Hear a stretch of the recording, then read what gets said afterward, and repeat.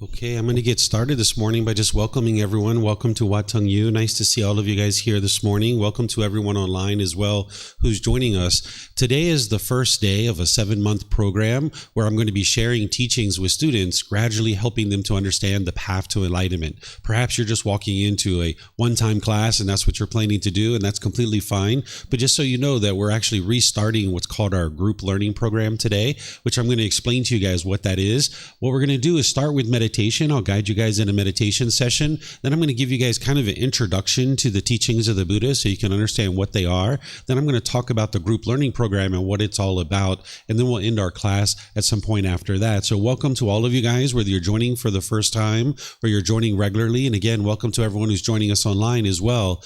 If you'd like to join for meditation, the way that I start chanting, and I see some of you guys have the chanting sheets, maybe all of you guys have them from over there on the table. The table has laminated sheets where you can see the chants that I'm going to be doing. These chants that we use, these chants are actually used to just ease the mind into meditation and actually get more benefit out of the meditation itself. If you read the chants, you're going to see a lot of admiration and respect and gratitude for the Buddha.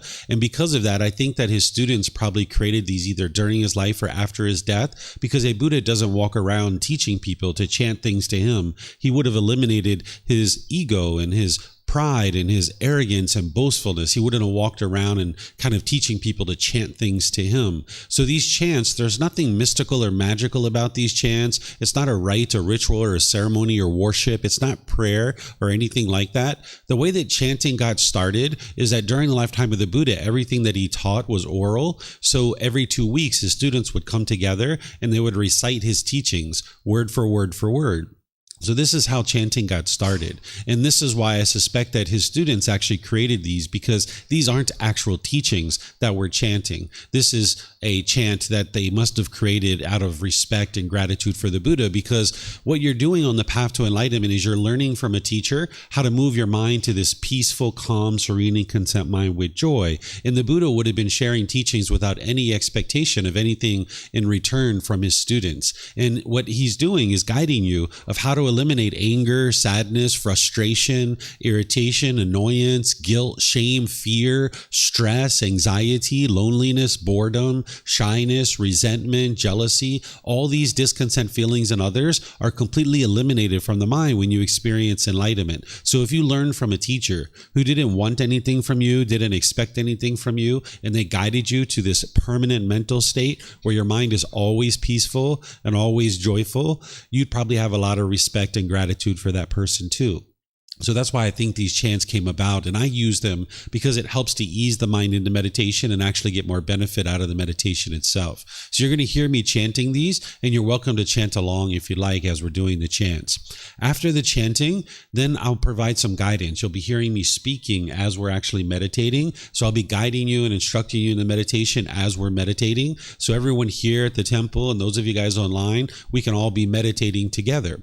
And then you'll see that there's going to be this period of time where it's just quiet and we're just all meditating. So the guidance is quite short, and then there's a period of time where we'll just all be meditating together. Then we'll come out of the meditation with some more chanting.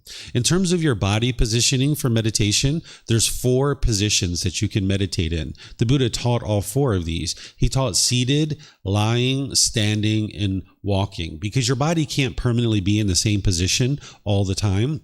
And it's not possible for all of us to be in exactly the same position. That's not the goal of this practice. But I'll give you some guidance on body positioning for the seated position, because that's where people are oftentimes learning, is in the seated position. So I'll give you a little bit of guidance and show you some of the options that you can use during your meditation. So oftentimes people are either sitting on the floor or in a chair. If you're at home, you might be on a sofa or a bench or in a wheelchair or something like this. You can really sit however you're comfortable. If you're on the floor, people oftentimes use cushions under their rear to kind of soften the seat, and then they lightly cross their legs. If your legs are real tight, this will impede the circulation, and you're not interested in causing pain in the lower body because you'll be trying to train the mind. And if all you're experiencing is pain, it would be very challenging for you to train the mind. So you'd like your legs to just be lightly crossed. Some people actually like to put their legs off the mat.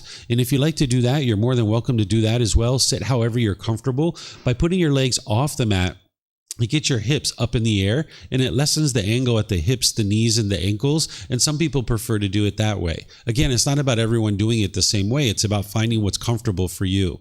The Buddha put his right hand over his left with his thumbs together, and then he put this into his lap.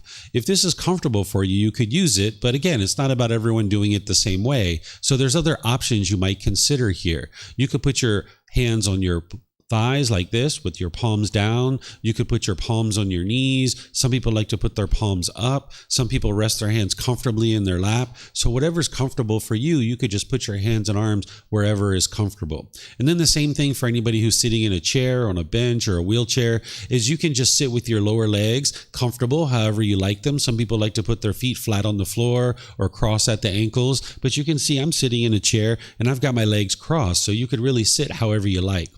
And then the same thing with your hands and arms. You can just put them wherever you're comfortable. The upper body should be erect. By having the sternum up and the shoulders back, it keeps the mind attentive and alert during your meditation. Whereas if you were slouched, the mind would have a tendency to be dull or lethargic. But if you were real rigid with your upper body, the mind could be overactive or uptight. So by having the sternum up and the shoulders back, it keeps the mind attentive and alert during your meditation, so you can actively train it. And then it also helps you with breathing in through the nose and out through the nose because your lungs are more open. So you might decide to use some of these options during your meditation. Again, I'm going to ease us into meditation with some chanting, which you guys are welcome to join along in. And then afterwards, I'll come back in with some guidance to help you during the meditation.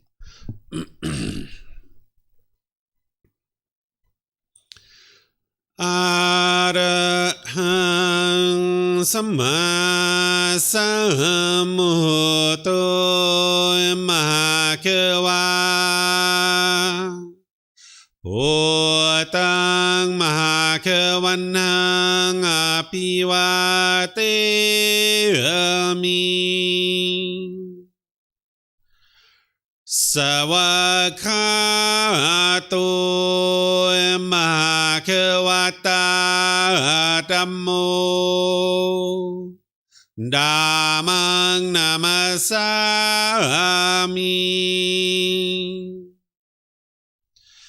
Supatipano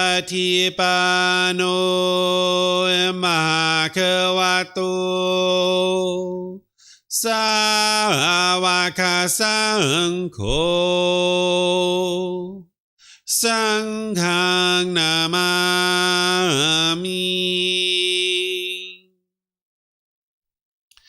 Namo Rasa Bhagavato Arahato Samma Sambuddhassa Namo Rasa Bhagavato Arahato Samma Sambuddhassa Namo Rasa Bhagavato Arahato Samma Sambuddhassa Iti piso Mahakawa Arahang Samma Sambuddho Vicacaranang Sammuno Sakatoro Kawitu Anutero Purisa Dhamma Sati Satatawak Manusrang Bhutto Bhagavati.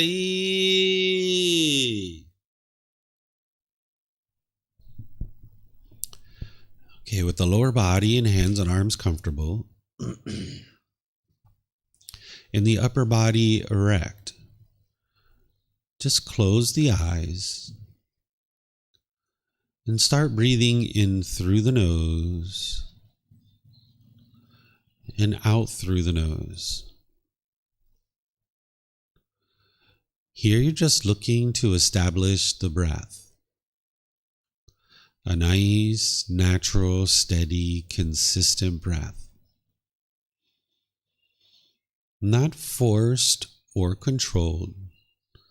Just a gradual inhale through the nose, experiencing the full breath.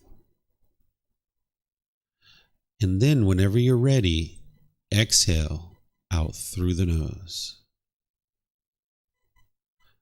Breathing in and out.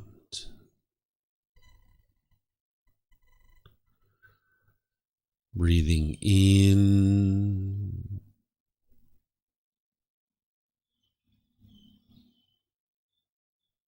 and out.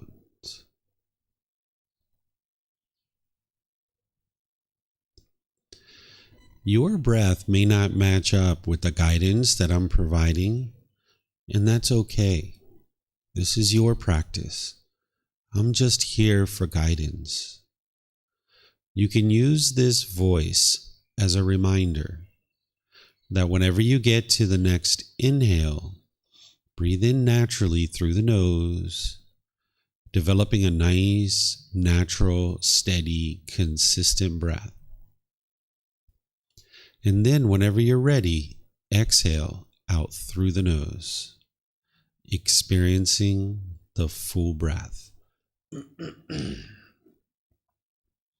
Breathing in and out.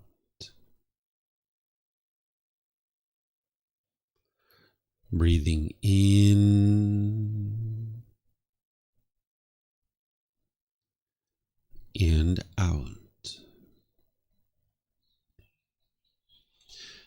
With the breath well established, start fixating the mind on the breath, either the sound of the breath coming into the nose or the sensation of air moving over the skin into the nose. The breath is the present moment. Fixate the mind on the breath, the present moment. Breathing in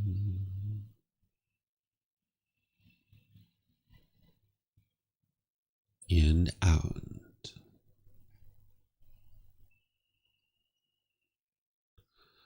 Breathing in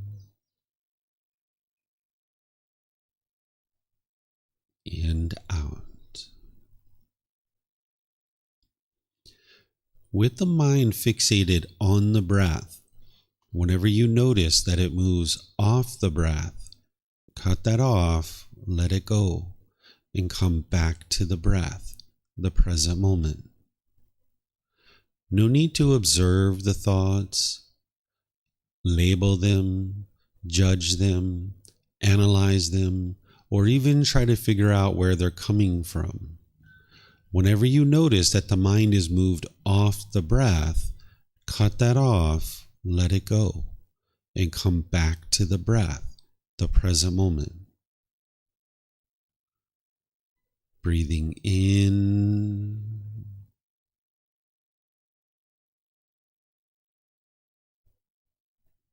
and out. Breathing in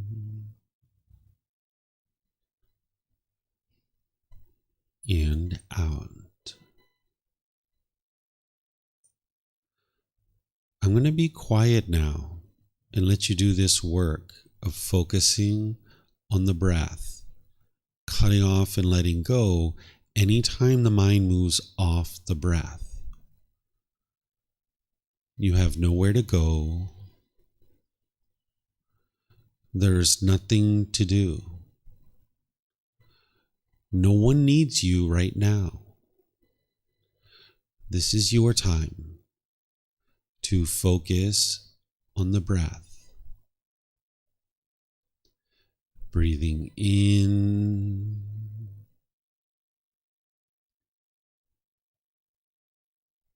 and out.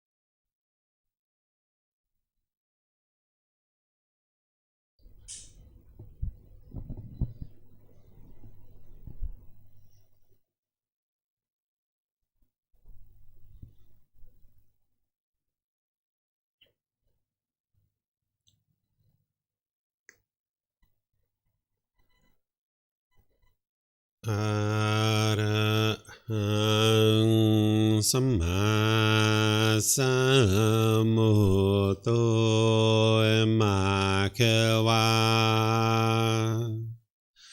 พุทธังมะขวันนังอภิวาเทมิสวากขาโตมหาขวัตตาธัมโมธัมมังนามัสสามิสุปฏิปันโนมหาขวัตโตสาวกสังโฆสังฆังนามามินะโมตัสสะภะคะวะโตอะระหะโตสัมมาสัมพุทธัสสะนะโมตัสสะภะคะวะโตอะระหะโตสัมมาสัมพุทธัสสะนะโมตัสสะภะคะวะโตอะระหะโตสัมมาสัมพุทธัสสะอิติปิโสมหาขวาอะระหังสัมมาสัมพุทโธวิชาจารณังสัมมุโน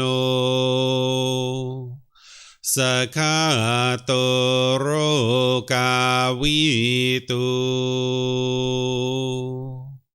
อนุเตโรปุริสา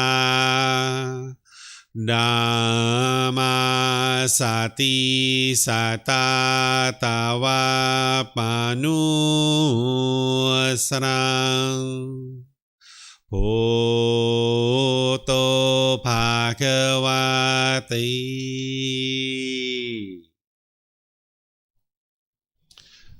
Okay, if you guys would like to ease your way out of meditation,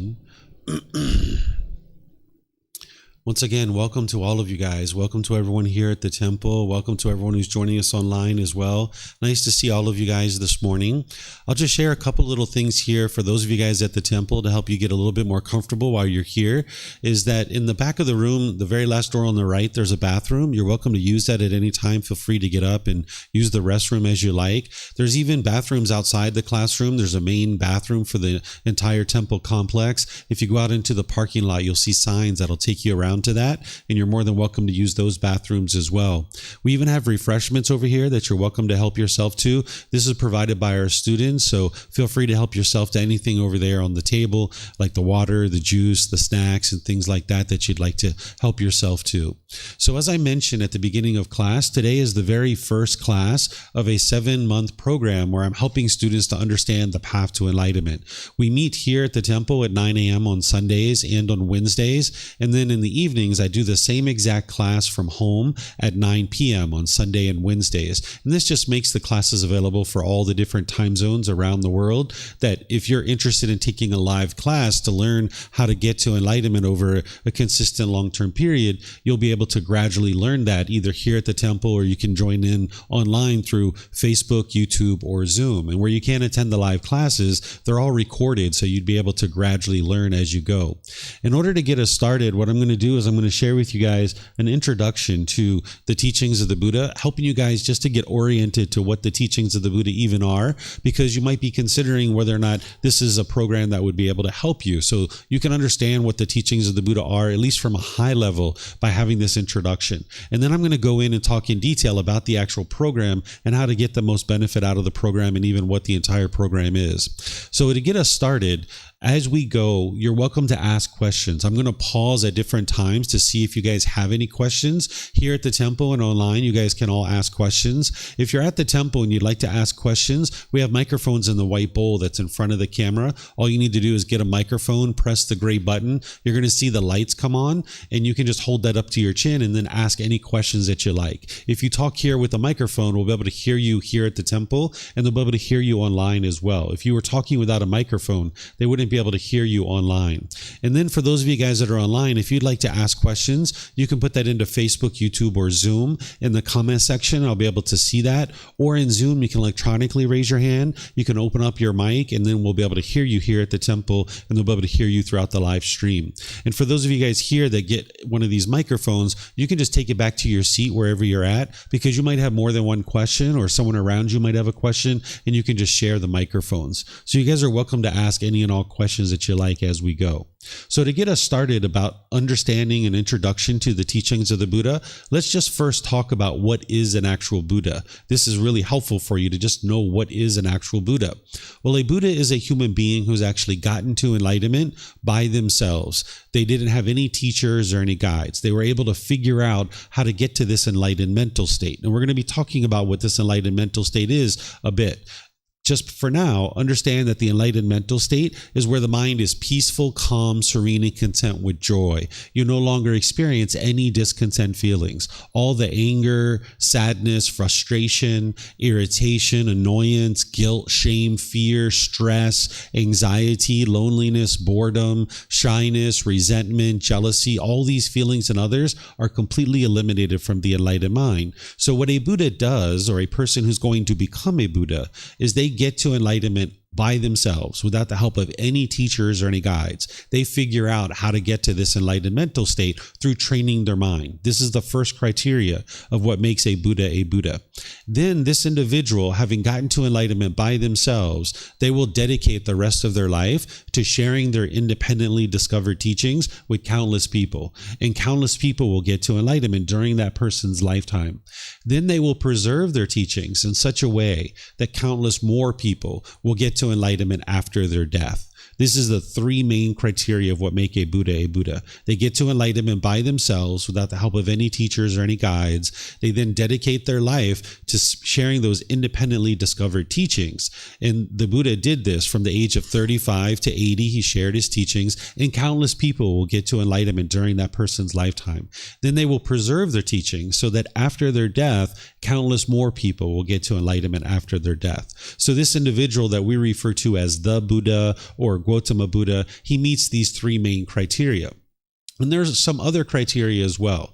An individual who's going to become a Buddha, they have a profound memory. They have a very deep memory, where an average human being, they have a certain capacity of memory. It's kind of like a hard drive. If you think about a hard drive on a computer, you might have like 500 gigabytes or 1 terabyte or something like this. And then when you get to your full capacity, you need to delete old files in order to store new files. This is why if you think about your last maybe 5 or 10 years, you can kind of generally remember what it is that you've been up to for the last 5 or 10 years. But if you think back to your childhood, you just have spotty memories. You don't have direct recall of all the individual details of things that were happening in your childhood because you've had to delete those files in order to store new files. So an average human being is going to have a certain limited capacity to their memory. An individual who is to become a Buddha, they don't have that limited capacity. They have an unlimited capacity. They can remember countless details about their current life and their past life too. All their past lives, all the wisdom that they were accumulating over this period and in their current life comes together to be able to help them get to enlightenment. This is how they can get to enlightenment by themselves without the help of any teachers or any guides, because they've accumulated wisdom over multiple lifetimes and they can remember all that wisdom and they bring it together in their last life to be able to get to enlightenment. So this is one of the other criteria of what makes a Buddha, is that they have a profound memory, deeper than anything you could ever imagine, where in your mind you have a certain limited capacity. Another criteria is that an individual who's a Buddha can quickly determine the condition of someone's mind by spending time with that person. They can observe certain aspects of their mind, not in a judgmental way, but in a way to actually help this person. This is one of the reasons why a Buddha can be so effective in helping countless people get to enlightenment, is they can observe the quality of their student's mind and then offer them teachings that are going to help them to be able to improve their practice. So an individual who's an actual Buddha, they can help their students through observing their mind. And they would only share teachings with somebody if that person was open to teaching. So they're not going to just bust through the door and start telling you what you should or shouldn't be doing. But if students are studying with a Buddha, that individual would be able to then help that individual by observing their mind and then providing them teachings that would be helpful for them. Another thing about an actual Buddha is that they are a living, breathing, walking example of their teachings. Whatever they teach, that's what they practice as well.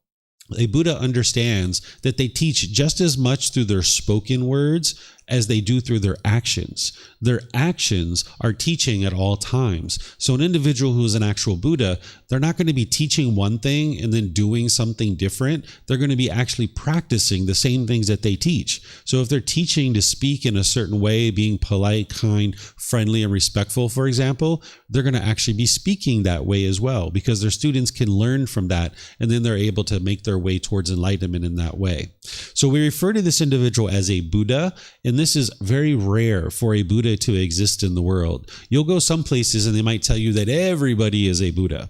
Well, the Buddha never said that. That's what some people say today, but it's not actually true. If you understand what the Buddha taught, he explains how rare this is that a Buddha awakens in the world and exists in the world. The last one that the world is currently aware of existed over 2,500 years ago. So a Buddha is very rare in the world, and we refer to them as fully, perfectly enlightened. And the reason why is because they don't have any teachers or any guides. So whatever they know by the time they get to enlightenment, it's the path to enlightenment. They fully understand the path to enlightenment, inside and out, backwards and forwards. So an average enlightened being, they might have gotten to enlightenment, but maybe only 80 or 90% of what they actually have learned is actually what led to enlightenment. They might still have like 10% or 5% of kind of extra things that they're doing that didn't necessarily lead to their enlightenment, but they still do those things because they're not a fully, perfectly enlightened Buddha. Maybe they had teachers, they're just doing those things out of respect for their teachers.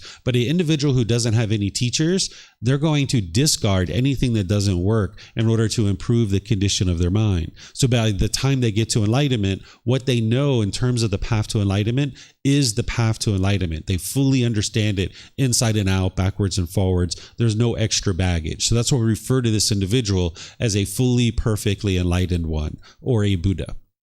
Okay, so let's talk about what the teachings of the Buddha are. They are a path to attaining enlightenment in this life through purification of the mind. The Buddha essentially discovered certain pollutions that are in the mind. They were in his mind too, and he figured out the tools and the techniques of how to eradicate them from the mind and to get to this peaceful, calm, serene, and content mind with joy. Enlightenment is a mental state that you can attain during this life or at death. This is the unique thing about the teachings of the Buddha. They're not based on belief, where you just believe a bunch of things and then you hope something good happens when you die. As you're learning and practicing his teachings, you can see the improvement to the condition of your mind. And you can get to a point in this life where you no longer experience any anger or sadness or frustration. Because you know in situations where you're angry or frustrated or agitated or annoyed, you know what those situations are. And when you're encountering those same exact situations and your mind is peaceful and joyful and you're no longer angry or irritated or annoyed, you'll know that it's these teachings that are leading to that improved condition of mind. So this is improving the condition of the mind and the way you interact in the world, because everything you experience is happening through the mind. So if you train the mind and you purify the mind, not only is the condition of your mind improving, but your life is improving, because everything that you experience is happening through the mind. So you're going to notice this improvement to the mind where you get to this permanent mental state where it's physically and humanly impossible for your mind to ever experience anger or sadness or frustration or any of these other discontent feelings that I have here. You'll see this list commonly because this is a list that I typically use, but there's these feelings and others that the mind would be humanly impossible to experience because you've uprooted the causes and conditions that produce these. Oftentimes in the unenlightened state, with a lack of wisdom, we think that it's other people that are causing us to be angry, or we think it's other people that are causing us to be frustrated.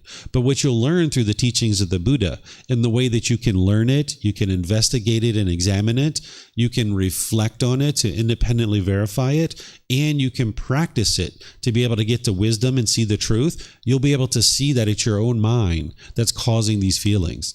And because it's your own mind that's causing these feelings, you can actually eliminate the causes and conditions that are producing them. And that's how you get free of all these strong feelings. So you can eliminate all these discontent feelings. By the time you get to enlightenment, you don't even have the slightest displeasure in the mind.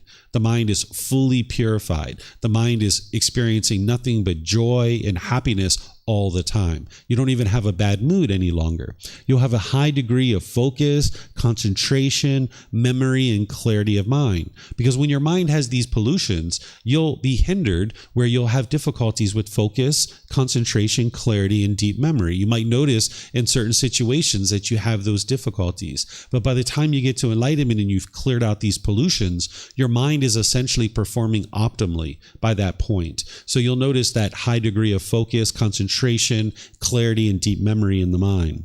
You'll notice that you'll have this deep wisdom about the path to enlightenment, and you'll be able to be polite, kind, friendly, and respectful in all situations. Right now, you might find that a bit challenging. There's certain relationships that maybe you have that you're challenged in being polite, kind, friendly, and respectful in those situations. But by the time you purify your mind and you get to enlightenment, you will be able to be polite, kind, friendly, and respectful in all these situations. And you won't be causing harm to other beings in the world.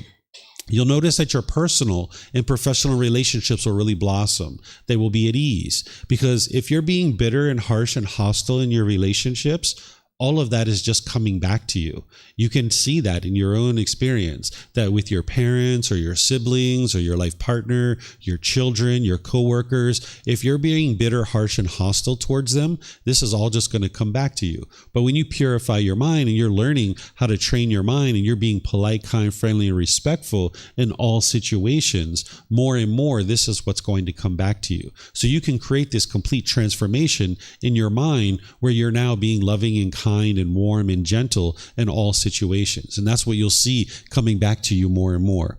The way this is accomplished is through eliminating what's called craving, anger, and ignorance. These are referred to as the 3 poisons or the 3 unwholesome roots or the 3 fires. This is a high-level description of what's called the 10 fetters. The 10 fetters are the 10 individual problems that the Buddha discovered in the unenlightened mind. We refer to them as fetters because during his lifetime, if you were a criminal and they were trying to keep you trapped in a certain area or keep you confined to a certain area, they would attach a fetter to your ankle. This was a shackle and a chain and a ball, and they would just keep you in an open field. Where nowadays, if someone commits a crime, we might put them in a prison cell or in a jail cell or something like this, where during ancient times, they would attach a fetter to your ankle, this shackle, chain, and ball. So when the Buddha discovered these 10 individual pollutions in the mind, he referred to them as fetters because it's keeping the mind trapped in the unenlightened state, continuing to experience anger and frustration and sadness and all these other feelings over and over and over over again. The mind just keeps struggling and having difficulties. So what you're doing is you're working using the tools and techniques of the Buddha to be able to eradicate these fetters from the mind. But when we talk about them from a high level, we discuss them as craving, anger, and ignorance. I'll give you just kind of an overview of what this is, but then in this program, when we get to chapter 8, I'm going to go into detail about these. But just giving you guys a little bit of an overview of these. What craving is, this is the mind's longing, yearning. It's selfish desires, wanting things to be a certain way. The mind is chasing after the objects of its affection, thinking that the next new shiny object waiting around the corner is going to provide some lasting satisfaction. So you might chase and chase and chase and chase. The mind thinks, oh, I know what'll make me happy. A new job. Let me get a new job. Let me chase after that for a while. Oh, I know what I need. I need more money. That's what'll make everything better. Let me chase after that for a while. Oh, I know what I need, a boyfriend or a girlfriend. That's going to make everything better. Let me chase after that for a while. Or, oh, I know what I need, a bigger house or a new car. Or let me go to Thailand. That'll fix everything. Let me just go to Thailand and go after that for a while. That'll make everything better, right? So the mind will chase after these things, thinking that some external thing is going to provide some lasting satisfaction. So it chases after these things and it bases its inner feelings on these things. If the mind gets what it wants, it gets happy, gets excited. But that happiness is temporary. It arises, it changes, and it fades away. If you don't get what you want, if you don't get what the cravings want, what the mind wants, what it expects, then you get painful feelings. You get the sadness, the anger, and the frustration. And then there's something called neither painful nor pleasant feelings as well. We'll talk about this next class on Sunday. So when the mind's chasing after things, when it has wants and expectations and cravings, if it gets what it wants, it gets happy, it gets excited. But when you don't get what you want, you get those painful feelings like anger and sadness and frustration and others. And again, you can independently verify what I'm sharing with you. You can look at your own life and you can see that in certain situations, maybe yesterday or last week or last month, when you were angry or frustrated, you might have been looking for someone else to blame. But you can look at that same situation now and you can see that there was something your mind wanted. And if you would have got what you wanted, you would have been happy. But because you didn't get what you wanted, the mind was angry or sad or frustrated or some other discontent feeling. It's all coming from this craving, desire, attachment. But at the time, you might have been trying to blame somebody else. So the mind is chasing after things, wanting things to be a certain way permanently. So as long as the mind is chasing, it's not living in the middle way. But if the mind is all the way on the other side, where you're dull and lethargic and you could care less about what happens in the world, you're not going to be peaceful and joyful there either. So the Buddha is inviting you to come to the middle, where you can come to this middle way, where you can gradually pursue things as a goal, an objective, or an interest. So rather than chase, or rather than be dull and lethargic and complacent, neither side of that is going to produce peacefulness in your life. But when you come to the middle, you can gradually pursue things with a goal, objective, or interest. And you need to train your mind how to do that. But as long as the mind's operating through this craving, desire, attachment, this longing, yearning, this wants and expectations, you can only be happy if you get what you want. And then when you don't get what you want, you're going to be angry or frustrated. And you can't permanently get what you want. It's just not possible because you live in an impermanent world. So when the mind's not getting what it wants based on its cravings, it'll move to this anger. What this anger is where the mind experiences these painful feelings, where there's this bitterness and harshness and hostility. And you might actually become unskillful in your relationships. You might be bitter, harsh, and hostile towards people. So when the mind's not getting its cravings fulfilled, with its lack of wisdom, it'll falsely believe that its anger is coming from somebody else. So you might have pushed people away out of your life. This is called aversion.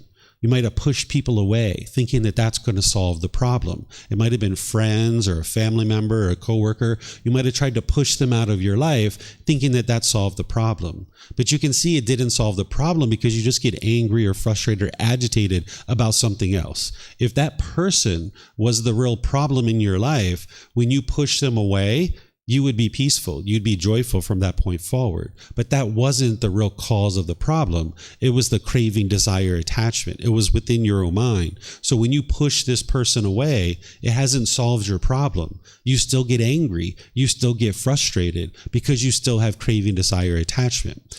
The other thing that the mind will do when it falsely understands what the problem is that when you're getting angry or frustrated and you're attributing this to somebody else, you might be bitter and harsh and hostile to them through your intentions, your speech, and your actions. It's almost like an animal growling and roaring at another animal, trying to convince that person to do things your way, in a way that putting fear into this other person. So if you're being bitter, harsh, and hostile to people and trying to force them and control them to do things your way through your intention, speech, and actions through fear, this doesn't work either. Because what the mind's trying to do is it's trying to get its cravings fulfilled. The mind thinks if I can just get things my way and I can fear this person into doing things my way, you think that everything's going to be fine. But your cravings can't be fulfilled permanently. And if you're growling and roaring at other human beings to try to convince them to do things your way, this isn't going to work. And then the third thing that an unenlightened mind will do with its lack of wisdom, not realizing that craving is the real cause of the problem, when this anger is arising, not only do you push people away, not only are you bitter, harsh, and hostile to them, but you might put your expectations on them. You might try to control people and force people to do things your way. And then people feel pressured and they might choose to leave out of your life. So in all three of these situations, you're either pushing people away out of your life, you're either being bitter, harsh, and hostile to them, and they might choose to leave out of your life, or you put your expectations on people and you try to pressure them to do things your way, and now they might choose to leave out of your life. So in this situation, you can't live with all beings harmoniously. And this is the challenge in the unenlightened mind. It stays stuck in this continuous cycle of having cravings, getting angry, and now it either pushes people away, be bitter, harsh, and hostile, or put your expectations on people. And where all of this is coming from is this third unwholesome root, or this third poison. It's referred to as ignorance, but I like to use the phrase unknowing of true reality, because the term ignorance is kind of like a derogatory term. It's a degrading term, and a Buddha wouldn't have spoke that way. This is the way people are translating his words, but I can assure you that the Buddha wouldn't talk to somebody in a degrading and disrespectful way. So this phrase of unknowing of true reality is a better way to think of this. Confusion, misunderstanding, misperception. This is what we refer to as this particular poison or this particular unwholesome root, that the mind just lacks wisdom. It doesn't understand what it doesn't understand. The mind with this lack of wisdom will firmly believe that other people are causing you to be angry. You will firmly believe this. You've been in arguments before where you've been adamantly trying to convince somebody that what they were doing was making you angry and they needed to change what they were doing. But when you look at this closely and you independently verify what I'm sharing with you, you can see that it's your own cravings. It's your own longing, yearning, wanting things to be a certain way. And when you get things your way, you get happy. And when things don't happen your way, you get angry or sad or frustrated or some other discontent feeling.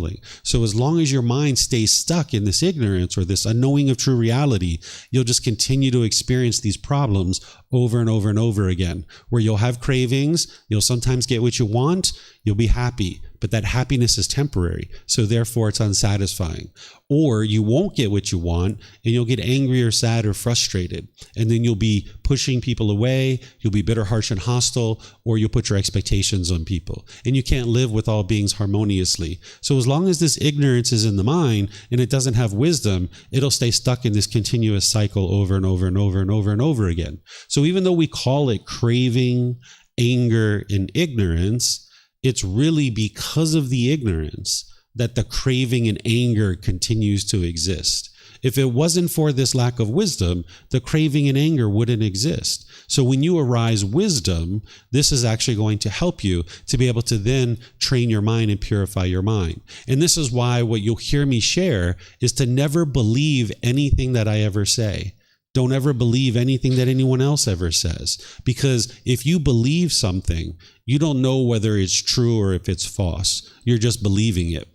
Either you convinced yourself to believe it or someone else convinced you to believe it. And you don't know whether it's true or false. So there's no belief in the teachings of the Buddha. Instead, you're learning, you're examining, you're investigating his teachings. You are reflecting on them to independently verify whether they're true or they're false. And then you're practicing his teachings, integrating them into your life and training your mind. And as you're doing this, you're arising wisdom to be able to see true reality of what is truly causing these discontent feelings. Because if you don't understand what's causing them, you wouldn't actually be able to eliminate them. So next week on Sunday, I'm going to walk students through the very first teaching of the Buddha, which is called the Four Noble Truths. And in this teaching, in 4 simple statements, you're going to be able to understand the problem, the cause of the problem, the elimination, and the path forward. And there are 4 simple statements that you can actually independently verify. And you'll be able to see in that discussion how your mind is causing these feelings. Because if you continue to walk around believing that somebody else is causing you to be angry, you'll never eliminate it, because that's not the real problem. If you keep pushing people away, if you keep being bitter, harsh, and hostile, if you keep putting your expectations on people, you'll never actually solve the problem of the mind being angry and sad and frustrated and having all these other discontent feelings. But if you're able to look at the truth and be able to independently verify the truth, and you're able to arise wisdom, now you can see what the real problem is, you can get the real solutions, you can implement those in your life, and you'll see the real results coming through, that your mind and your life is becoming more peaceful and more joyful.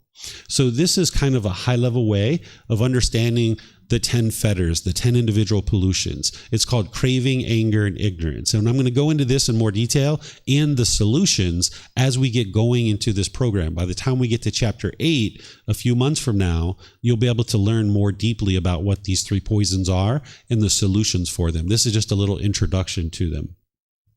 Then in terms of what the teachings of the Buddha are, is it's helping you to awaken to what's called the natural laws of existence, or most directly, the natural law of Gama. Now, you might have heard this referred to as karma. Karma is the more popular version of this word. It's from the Sanskrit language. The original teachings of the Buddha are in what's called the Pali language. Someone who studies the original words of the Buddha in the Pali language will tend to use the word Gama. And it's referring to this natural law of cause and effect, or action and result. It's the results of your decisions. The natural law of Gama isn't anything mystical or magical. There's no being who's overseeing this. It's not punishments and rewards. It's not even about who's at fault or who's to blame. What the Buddha is teaching you is he's teaching you wise decision-making that leads to wholesome results, or wholesome Gama. Because when we lack wisdom, we will tend to make unwise decisions, and it's going to lead to unwholesome results, or unwholesome Gama. So what you're awakening to, when we talk about awakening to enlightenment, that means to cultivate wisdom, that you're cultivating wisdom, you're awakening to these natural laws, you're learning them, you're reflecting on them to independently verify them, and you're practicing them. That's what's going to help you to acquire wisdom. There's nothing in the teachings of the Buddha that's based in belief. He didn't explain to you the way the world should be. That's not what the Buddha did. He didn't explain rules and commandments, and this is the way the world should be. And if everybody follows these rules and commandments, then the world will become a peaceful place. That's not what he taught. He taught you the way the world is. He's explaining to you the natural laws. And when you understand the natural laws through learning them, through reflecting on them to independently verify and practice, now understanding these natural laws, you will navigate the world more peacefully, because you now have wisdom that you can make wiser decisions. We did this before with the natural law of gravity. When we were first born, we didn't understand the natural law of gravity, and we struggled. We had problems. We fell down. We hit our head. We broke our toys. We knocked over glasses. We had all kinds of problems with the natural law of gravity. And we cried and we cried and we cried because of this natural law of gravity. We were essentially living in a world that we didn't understand. So that's why we struggled. So as we aged, we started to awaken to the wisdom of the natural law of gravity. And when we awoke to the natural law of gravity, we started making wiser decisions, and we started more peacefully navigating the world. Now we're at a point where we tie our shoes pretty tight and we look at the surface of the sidewalk. And when we ride bicycles, we know how to do that. We can climb ladders. We can get on airplanes. We fully awoke to this wisdom of the natural law of gravity. And we make decisions based on this natural law that nobody told us about. Nobody tried to convince us anything. It's just because of our wisdom of this natural law, we just naturally make wiser decisions. Like this glass of water right here. I tend to point out to students that I put it behind me. Right? Nobody told me to do that. Nobody said that's a rule or a commandment, but I just know because of the natural law of gravity, if I put it right here in front of me, it's only a matter of time before I knock that over, right? And I have water all over the place because I understand the natural law of gravity. So I naturally make wiser decisions that lead to wholesome results. Whereas if I lack wisdom of that natural law, I'm going to make unwise decisions that lead to unwholesome results. So I make this decision wisely to put it back here behind me, and then it doesn't spill. So there's certain natural laws that your mind is struggling with, that you have difficulties with. When you're having anger and sadness and frustration and you're having difficulties in your relationships, this is just your mind having a lack of wisdom. You're not a bad person. You just lack wisdom. Every single being that's ever been born lacks this wisdom of the path to enlightenment. As you learn these natural laws, you'll be able to awaken to these natural laws, and then you won't have struggles and difficulties in the world. Because right now you're living in a world that you don't understand. If you're having anger and sadness and frustration, the mind just doesn't understand what it doesn't understand. It has this unknowing of true reality. So you can awaken to this wisdom through learning, through reflecting, and through practicing. So the Buddha is explaining to you the way the world is. He's not explaining to you the way the world should be. He's explaining to you the way the world is. And next week on Sunday, when I start walking you through the teachings, you'll be able to see what I mean by that, where I'm going to help you to learn, reflect, and practice, and you can see how he's describing these natural laws. Because these natural laws are the same exact natural laws that existed during his lifetime that exist now. His teachings are timeless. So when he explains the natural laws to you, it's the same exact natural laws that existed during his lifetime that exist now. And that's why you can learn them and you can practice them and you can see the results through awakening to this wisdom. You're going to navigate the world more peacefully, just like with the natural law of gravity that we've all awoken to. So as you have wisdom, you're going to naturally make wiser decisions. So what you're doing is you're training the mind on this path to awaken to these natural laws in eradicating the pollution of the mind. Through acquiring the wisdom of these natural laws, you'll awaken to them and navigate the world more peacefully. Another thing that the teachings of the Buddha is that the teachings of the Buddha are timeless, as I was just mentioning. He spoke very clear, very concise, and very precise. You don't need to interpret his teachings. You don't need to figure out what he said. It's not like one person can interpret it one way and another person can interpret it another way. It's very clear, it's very concise, and it's very precise. The challenge is that the vast majority of the world doesn't actually study with the original teachings of the Buddha. I've visited over 200 temples in my lifetime, and I've only ever been to one temple that shares the original words of the Buddha. That's less than 1%. So even though there's 500 million people in the world who consider themselves to be practicing the teachings of the Buddha, there's a very small percentage of that number that's actually learning with the original words of the Buddha. So when you learn with the original words of the Buddha, you can see that he spoke very clear, very concise, and very precise. His teachings are timeless. They apply during his lifetime, and they apply now because these natural laws haven't changed. He did teach about the cycle of rebirth in 5 realms of existence. He taught this cycle of rebirth of how beings are constantly being reborn over and over and over again. And he taught these 5 realms of hell, animal, afflicted spirits, human realm, and heavenly realm. These are all things that can actually be independently verified as well. Right now, you might not have the wisdom of how to do that, but you should never believe these things. You should never believe the cycle of rebirth. You should never believe the 5 realms of existence. But instead, as you journey on the path to enlightenment, you can actually cultivate the wisdom of how to independently verify this. It's not usually something you do right up front in the beginning. I suggest that you just set it to the side for now as you're first getting started on the path, because it's not until about 1.5 years or 2 years into your journey that it's time to really start looking at this and penetrating into it. Because what's happened in the past, it's in the past. It doesn't matter right now. And what may or may not happen in the future, It's in the future. It doesn't matter right now. What matters is right now you're a human being. You're experiencing discontentedness. Your mind's angry or sad or frustrated or having other discontent feelings, and you would like to solve that. And there are certain core central teachings that are going to help you to solve that. So you would like to approach those first, learn those, reflect on them, and practice them. But there does become a time where it helps you to actually independently verify the cycle of rebirth and the 5 realms of existence. Because the Buddha taught this for a reason. The one reason why he taught it is because it's the truth, and you can independently verify it, and you can see it for yourself. But the reason why he taught these things is that as your mind is removing this pollution out of your mind, you might actually start experiencing memories of your past lives. If you're starting to experience memories of your past lives and you didn't realize that's what it was, it could really shake you up. Let's just say, for example, you had certain memories of being murdered, and there's this graphic scene playing out in your mind of you being murdered.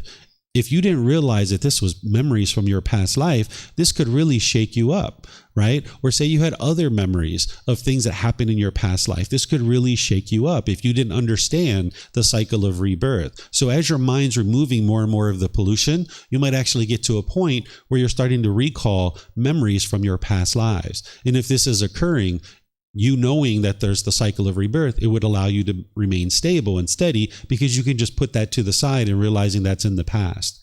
Another thing that can happen as you're removing this pollution out of your mind is you might actually start experiencing communication from beings in these other realms. Even though these other realms are formless realms, like the hell realm, the afflicted spirit realm, and the heavenly realm, these beings don't have physical form. Oftentimes we associate with these beings as being really far away. Like people think like hell's like really deep down into the core of the earth, or heaven is in this far distant land in the sky. This isn't actually true. These beings are all in the same time and space as us, and these beings can actually communicate with human beings. Just like when you're at a restaurant and 2 tables over, you can overhear a conversation. You can experience the same thing with these beings from the hell realm, the afflicted spirit realm, and the human realm, or the heavenly realm. So again, if you didn't understand the cycle of rebirth and you started hearing voices in your mind, you might actually think you're going crazy.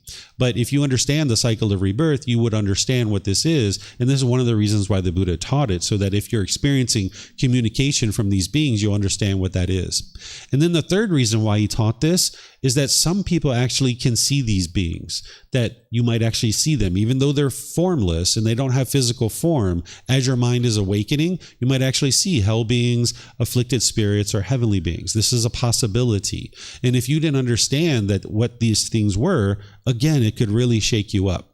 So the Buddha is explaining to you the way the world is. So if you start experiencing these things, then you'll understand why, because he's explaining to you the way the world is. So these are the reasons why he taught these things.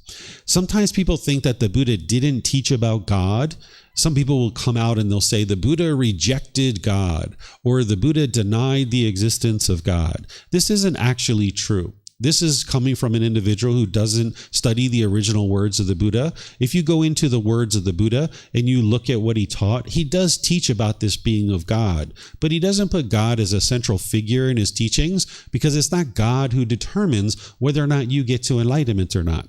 You can get to enlightenment with a relationship with God if you'd like, but you can also get to enlightenment without a relationship with God. It's up to each individual. And by the time we get to chapter 18 in this book, we'll be able to help you to understand how to have a relationship with God if you'd like, or how to not have a relationship with God and still get to enlightenment. But the Buddha didn't put God as a central figure in his teachings, because it's not God who determines whether you get to enlightenment or not. This is one being in the cycle of rebirth, and you can decide whether or not to have a relationship with this being or not. It's just like a neighbor. If you were living in a community, you can choose to have a relationship with your neighbor or not, right? If you have a relationship with your neighbor, great. When you need help, you've got someone to talk to. But if you don't have a relationship with your neighbor, you can still live life just fine, no problem, right? So that's the same thing with this being of God. So the person that the Buddha put at the center of his teachings is you. You're at the center of his teachings because it's you that needs to do the learning, the development, the training of your mind, the cultivation of wisdom. It's you that's at the center of his teachings because you're the one that needs to make the decisions to move your mind to this enlightened mental state. So he did teach about God, but he doesn't put God at the center of his teachings. So I'll introduce you to this as we get into what's called chapter 18. Okay, so a little bit more about what the teachings of the Buddha are is the largest, most complete collection of the teachings of the Buddha. They're called the Pali Canon. These are 45 books that are about this thick.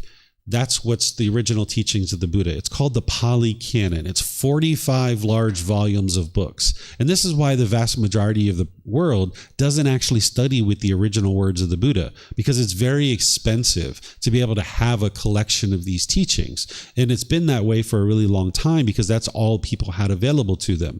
So for example, here in Thailand, if you were going to purchase a collection of the Pali Canon, it would be about 3 months of your salary for the average person in Thailand. So you probably don't own any book collections that's worth 3 months of your salary. So the average Thai person, the average temple, doesn't actually have access to the original words of the Buddha.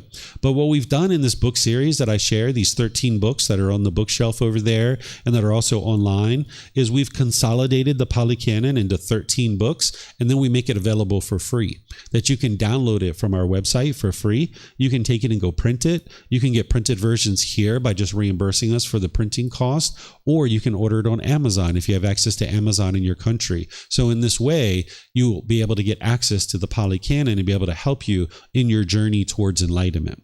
So the Buddha's teachings were documented after his death, and that's what's referred to as the Pali Canon. During his lifetime, he only ever spoke his teachings. He only spoke orally, and that's how people learned his teachings. And as I mentioned at the beginning of class, they used chanting once every 2 weeks to be able to remember the teachings. So after he died, they actually wrote them down because the technology to write things down didn't exist in that region of the world during his lifetime. It existed in China, but it didn't exist in that area where he was born. He was born in Nepal, what we refer to as Nepal, and he taught in Northeast India. So we might not think about writing something down as technology, but that was technology 2,500 years ago. The language that the Buddha spoke didn't even have a script because there was no need for a script, because there was no ability to write anything down. So it was only an oral language. But then once the technology came in and they were able to start writing things down, they invented a script to be able to write his teachings down. And that's what we refer to as the Pali Canon. And it's this book series that I share that consolidates it and then shares it with you in a way that you're able to then digest it and learn it over the course of your journey to enlightenment. Another way to think about the teachings of the Buddha, and this is one of the ways that I think about them and what the teachings are, is it's to heal from what hurt you so that you never need to hurt ever again. It's a great way to think about the teachings of the Buddha. There are certain things that have been hurting you all throughout your life. You've been experiencing painful feelings, and you've perhaps been very disinterested in experiencing these feelings. Well, the teachings of the Buddha are going to help you to understand what's hurting you so that you never need to ever hurt ever again. But what's hurting you is inside your own mind. And this is the wisdom that you need to be able to cultivate so that you can get to a point where you don't experience these feelings any longer. Sometimes in the human state, we just think it's normal to be able to feel the certain feelings that we experience in the unenlightened state, like the anger, the sadness, the guilt, the shame, the fear, the jealousy, the shyness. We just think that's normal, and we kind of have become complacent and thinking like, okay, I'm just going to experience this, and this is the human condition. But what I'm here to share with you is that you can opt out of these feelings. You can opt out. You can choose not to experience these feelings anymore through training of your mind. If you're willing to put in the time and effort and energy and dedication to train your mind, you can get to a point where you don't experience these feelings anymore. But it's up to you to decide that's something that it is that you would like to do. I'm not here to convince you of anything. I'm not here to force you to do anything. It's up to you to decide that you would like to learn and practice and train your mind. And if you would like to do that, you've got somebody here that's very motivated to help you on this journey. I'll share all the resources with you, all the books, the videos, the podcasts, audiobooks, classes, courses, retreats. I will share my time and my effort and my energy to teach you, and even have personal discussions, all available to you at no cost. Because I know with 100% certainty where these teachings lead, and I'm interested in seeing more and more people be able to experience that. So if that's something that you're interested in, understand that there's help for you. You can heal from what hurt you so that you never, ever, ever need to hurt ever again. Okay, so this is what the teachings of the Buddha are. And what I'm going to do is pause here and see if you guys have any questions before I go in and share more details with you. So remember, here at the temple, if you guys would like to ask questions, we have these microphones. And for those of you guys online, you can put that into Facebook, YouTube, or Zoom. Or in Zoom, you can raise your hand electronically and ask any questions that you like. So are there any questions here or online that you guys would like to ask?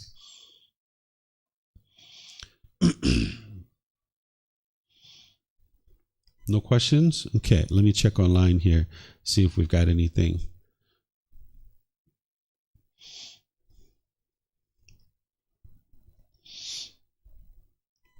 Okay, I'm not seeing any questions anywhere. Okay, so one of the ways that I teach, one of my teaching styles, is I will explain to you what something is and be sure that you understand that. But then one of the ways to help you understand what something is I also teach you what something isn't. So now what I'm going to teach you is what the teachings of the Buddha aren't. This is actually going to help you to understand what the teachings of the Buddha are. So what the teachings of the Buddha are not is they are not a collection of beliefs, doctrine, concepts, opinions, or views that will produce a pleasant afterlife if you believe in these things, and an unpleasant afterlife if you do not believe in these things. The teachings of the Buddha aren't about an afterlife. They're about right now. They're about helping you to get to peace and joy now in this life. That's the very unique thing about the teachings of the Buddha, that it's not about believe, and then hope something good happens when you die. It's about learning, reflecting, and practicing now and experiencing results now in this life. So nothing in the teachings of the Buddha are about belief. It's not a doctrine. It's not views. It's not opinions. He's explaining to you the natural laws. He never said, just believe me. You will never see this in his teachings anywhere. He says just the opposite. He says, come, investigate my teachings. Come examine them. Because if you examine his teachings close enough and you investigate them close enough, you're going to see that they're true. And they lead exactly where he said they do. But you need to be able to see that truth for yourself. You can't just believe me that these teachings lead where he says they do. You need to be able to see the truth for yourself. So his teachings aren't belief. His teachings, in my opinion, also are not a religion. Sometimes people classify the teachings of the Buddha as a religion. Well, it really depends on how you think about religion. If you think about religion in this way, where there's a certain organization and there's one person at the top of that organization disseminating a bunch of rules or commandments or certain beliefs and telling everybody what they should or shouldn't be doing, or if you think about rites and rituals or ceremonies or worship, or you think about rules and commandments that everyone must follow, if this is the way you think about religion, the teachings of the Buddha aren't religion. There isn't one person at the top of the teachings of the Buddha. There's nobody at the top of the teachings of the Buddha. The Buddha taught his teachings. There's a collection of teachings, and they're available to you to be able to learn and practice. There's nobody at the top of the teachings of the Buddha. There also aren't any rites, rituals, ceremonies, and worship. None whatsoever. While you might have been to various places that consider what they're doing Buddhist, and they might be doing rites, rituals, ceremonies, and worship, that's not what the Buddha taught. So there's a lot of misunderstandings in the world because we're 2,500 years after the death of the Buddha, and there's not very many people that study with the original words of the Buddha. So you might actually see rites, rituals, ceremonies, and worship being done, and people are referring to that as Buddhist. You might even see ordained practitioners who consider themselves Buddhist monks who are doing rites, rituals, ceremonies, and worship. But I can assure you that's not the teachings of the Buddha. You can see it in his own words that he doesn't teach any auspicious or superstitious or any kind of rites or rituals or ceremonies. Even to get to the first stage of enlightenment, you would need to be able to understand that and train your mind to understand, because the ultimate issue that you're working to eradicate is that ignorance, the unknowing of true reality. And there is no rite, ritual, ceremony, or worship that can fix that for you. It doesn't matter how much water I sprinkle on you. It doesn't matter how many strings you get tied on your wrist. That's not going to help you cultivate wisdom. So the teachings of the Buddha are all about cultivating wisdom and awakening to these natural laws. It's not about rites, rituals, ceremonies, and worship to believe in. So even though you might see those things associated with the Buddha's teachings, those are people that are doing that just don't understand. They still have that unknowing of true reality themselves, that they're not actually cultivating wisdom. They're instead doing rites, rituals, ceremonies, and worship. And there aren't any rules or commandments. Whatever you choose to do in your life, that's your choice. Nobody's here to convince you to do anything. It's up to you to decide for yourself what it is you would like to do. It's your life, it's your decisions, and it's your results. Whatever you decide in life, you're going to experience those results. And the more that you understand the natural laws of existence, you'll be able to make wiser and wiser decisions that lead to more and more wholesome results in your life. So the teachings of the Buddha, in my opinion, are not a religion.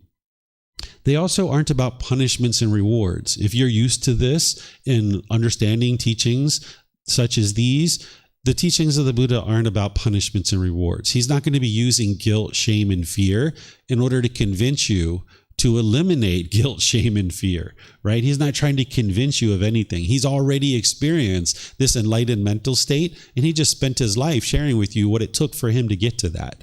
And if you're interested in understanding how to get to that peace and joy, you can understand how to do it. So he's not using punishments and rewards. He's not using guilt, shame, and fear. He's not trying to convince you to do anything at all. So if you're used to those kinds of things, that's not what the teachings of the Buddha are about. It's also not mystical or magical. There's no superstitious or auspicious things in the teachings of the Buddha. So if you're seeing those kinds of things, that's not actually the teachings of the Buddha. It's not something to attempt to force others or convince other people to do.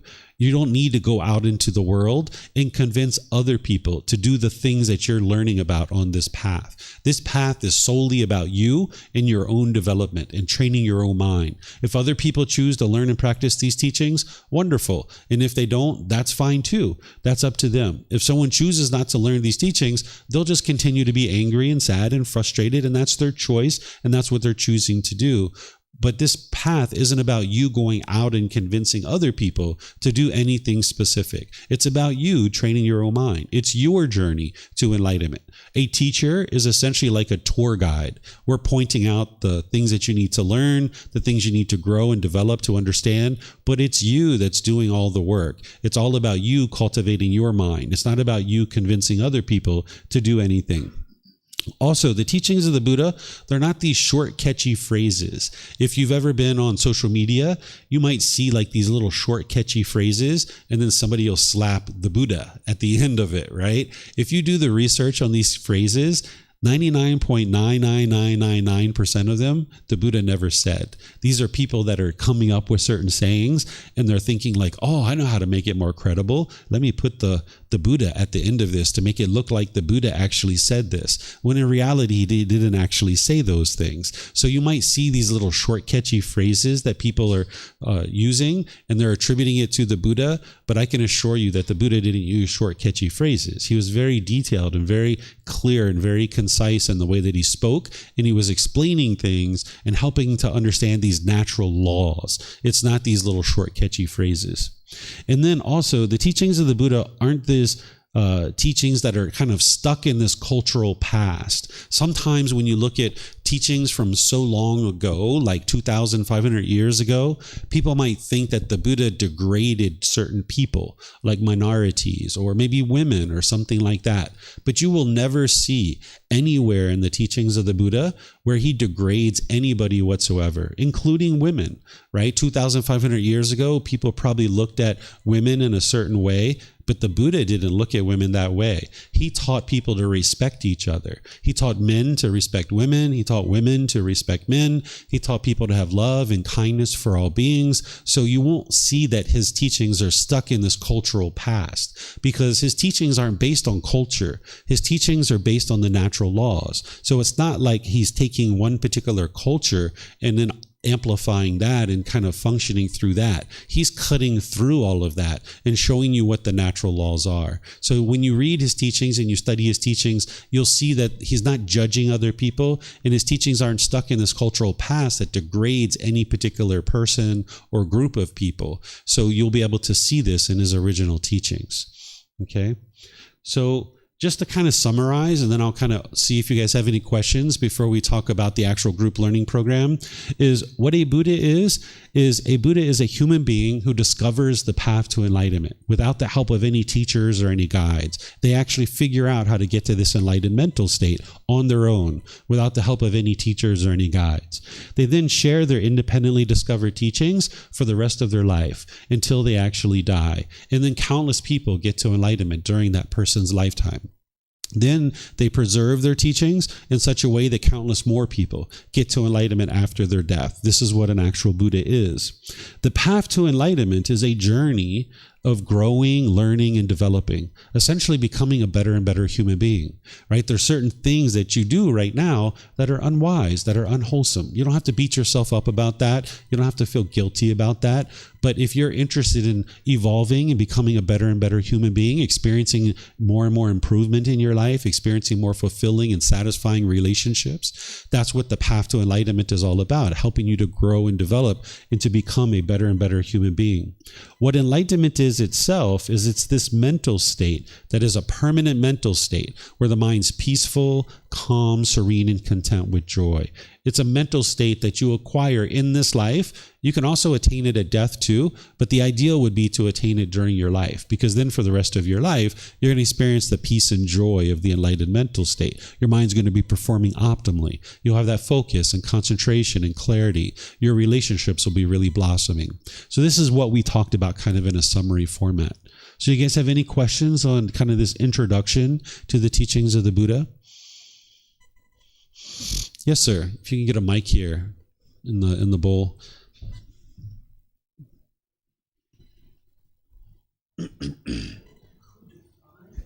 Does it work? Yeah.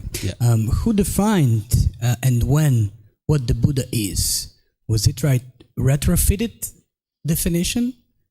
We can see based on the life of the Buddha, and we understand through his teachings what an actual Buddha is, because he, in my opinion, was the first Buddha, even though there's individuals or there's actually documentation that says that there were Buddhas before him.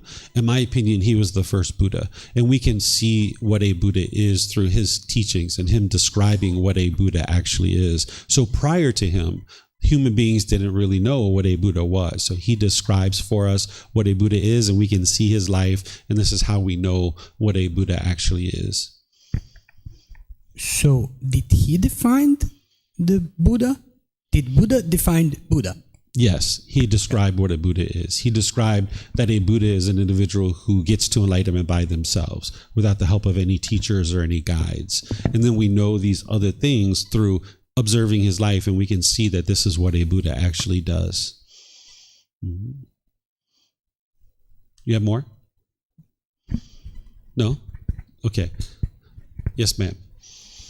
I'm just wondering, what's the main difference between Mahayana and the Theravada, pardon my pronunciation, and Tibetan Buddhism, and why there's different different kind of Buddhism?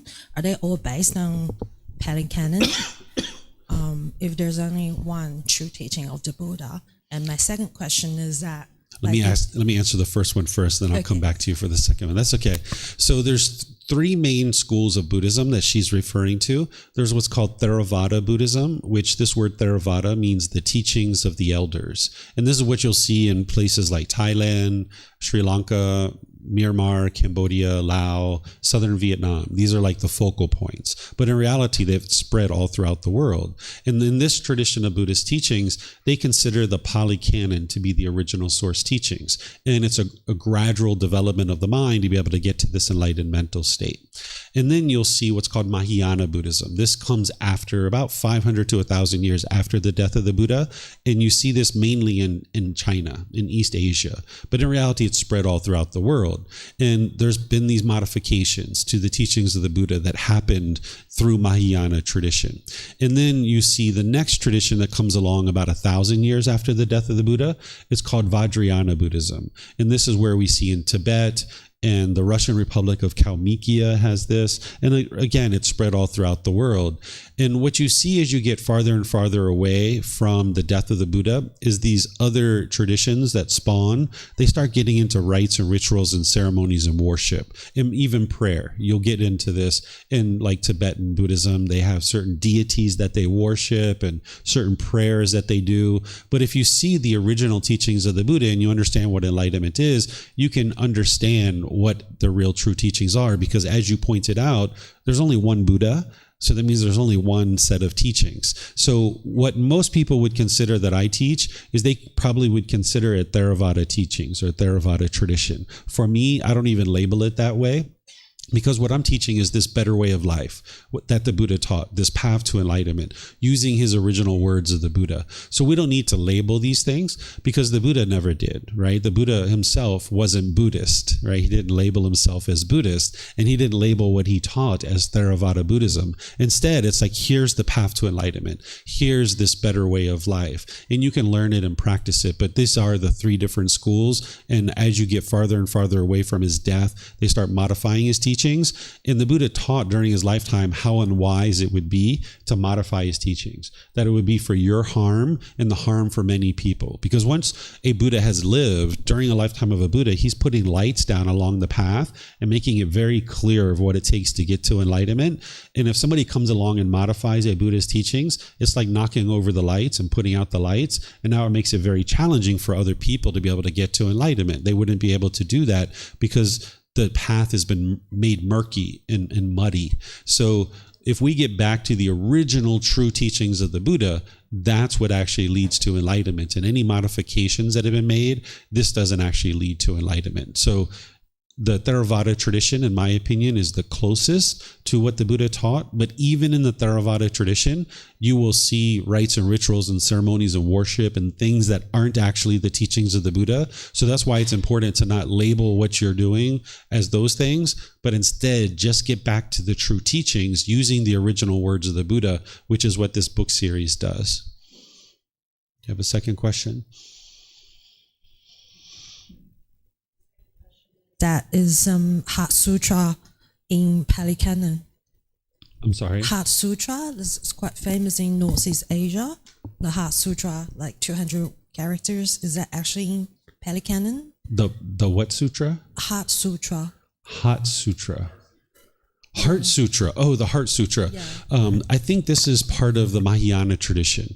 I've never seen that as part of the Pali Canon, but in the Mahayana tradition, they will look to the Heart Sutra as being a sutra that they think that the Buddha has spoken.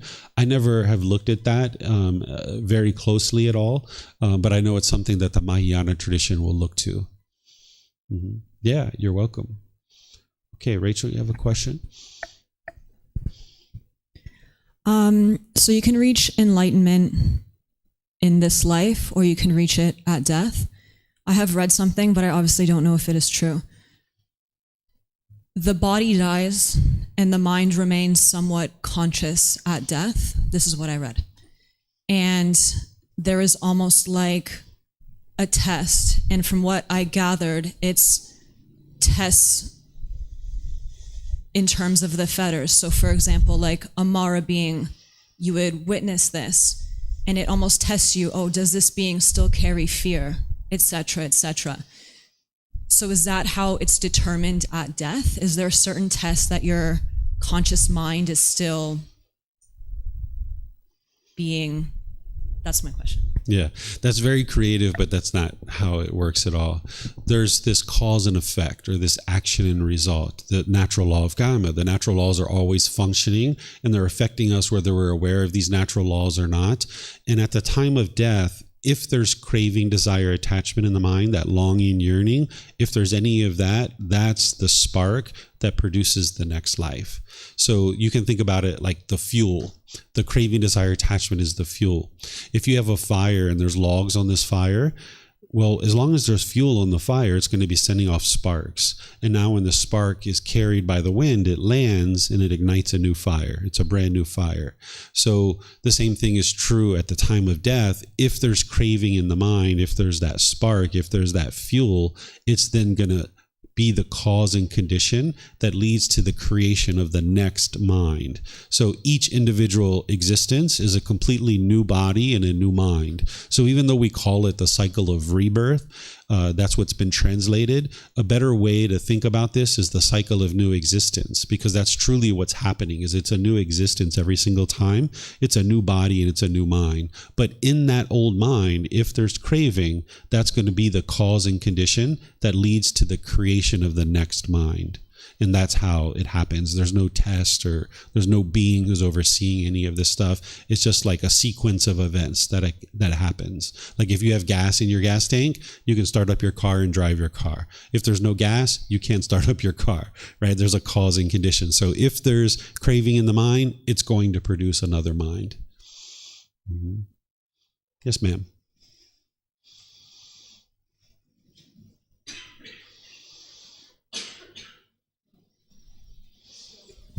You're talking about this kind of meeting in the middle state where you don't want to be lethargic, but you also don't want to go out and crave all these things.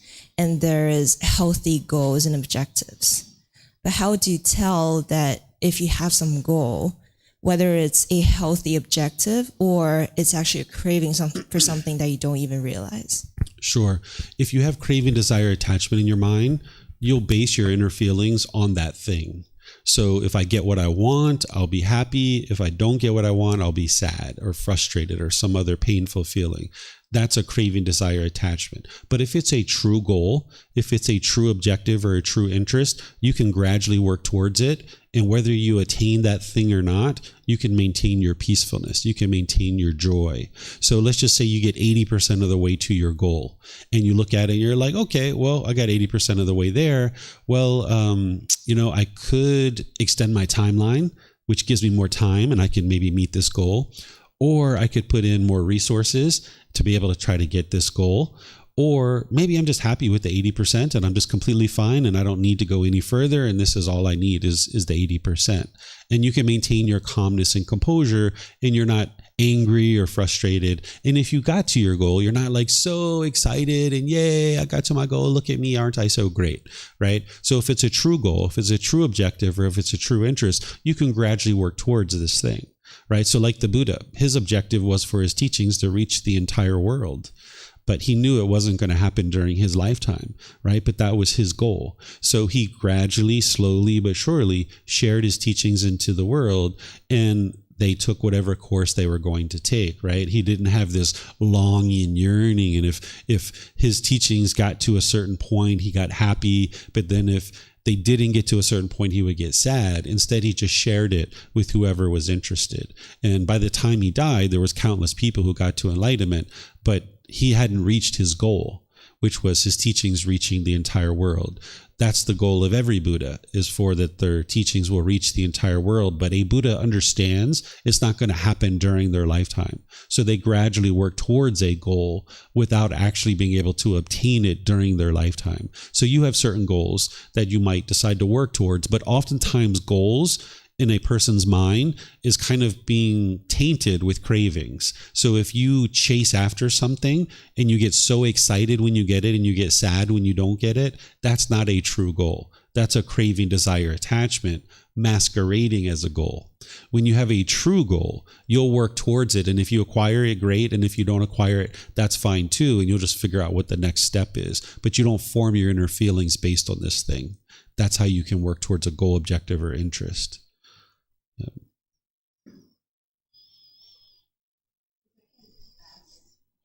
If I can ask a follow-up, what does the Buddha think about the relationship between enlightenment and worldly success? Because a lot of times, in order to get worldly success, right, there's a lot of craving for reputation, for fame, for social status. But does that hinder your path of enlightenment, or how do they think about this? Yeah, one of the things that you're doing on the path to enlightenment is you're adjusting your perspective of how you look at the world and how you function in the world. And one of the things that you might change your perspective about as you're working on the path to enlightenment is, depending on how you think right now, sometimes we think about success as having lots of money or lots of wealth, or having fame or fortune or something like this, and we think of that as being successful. But what I would suggest to you that success is having harmonious relationships. If you can change your perspective and you can look at, let me build harmonious relationships in my life, because if I have harmonious relationships and I have the wisdom of how to do that, I can accomplish anything, because you can't accomplish anything in this world truly by yourself. We tend to think about how we like to be independent beings and we're doing everything ourselves and all this kind of stuff. This isn't true. The food that we ate this morning, we didn't get that ourselves. Somebody else, went and planted food or harvested food and brought it to the market, and whatever it is, we had plenty of other people helping us to be able to get that food. Sure, we're the one who went to the restaurant and purchased it, but there was a whole lot of work that it took to be able to get to that point. So everything that we experience in life, it's based on interactions with other people. We have this interconnectivity, but we should be to the point where we can be independent, but realizing fully that our existence is interdependent to other people, and certain decisions that we make impact other people.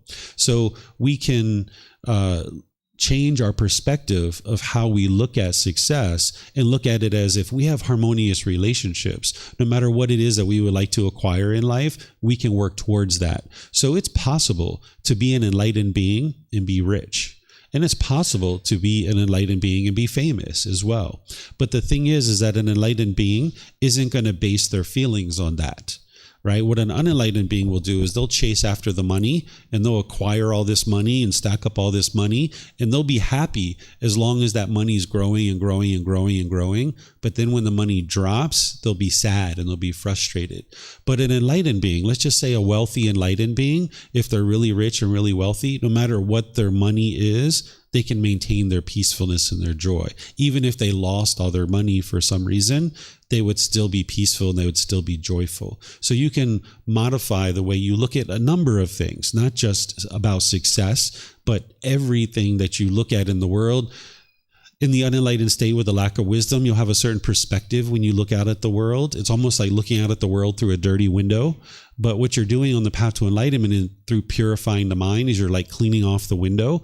And now you can look out at the world and actually see true reality. Because we are oftentimes taught in society that success is money, or wealth, or fame, or fortune, or having lots of boyfriends, or lots of girlfriends, or lots of friends. Sometimes people think that's success. Well, the quantity of things that you have isn't a measure of success.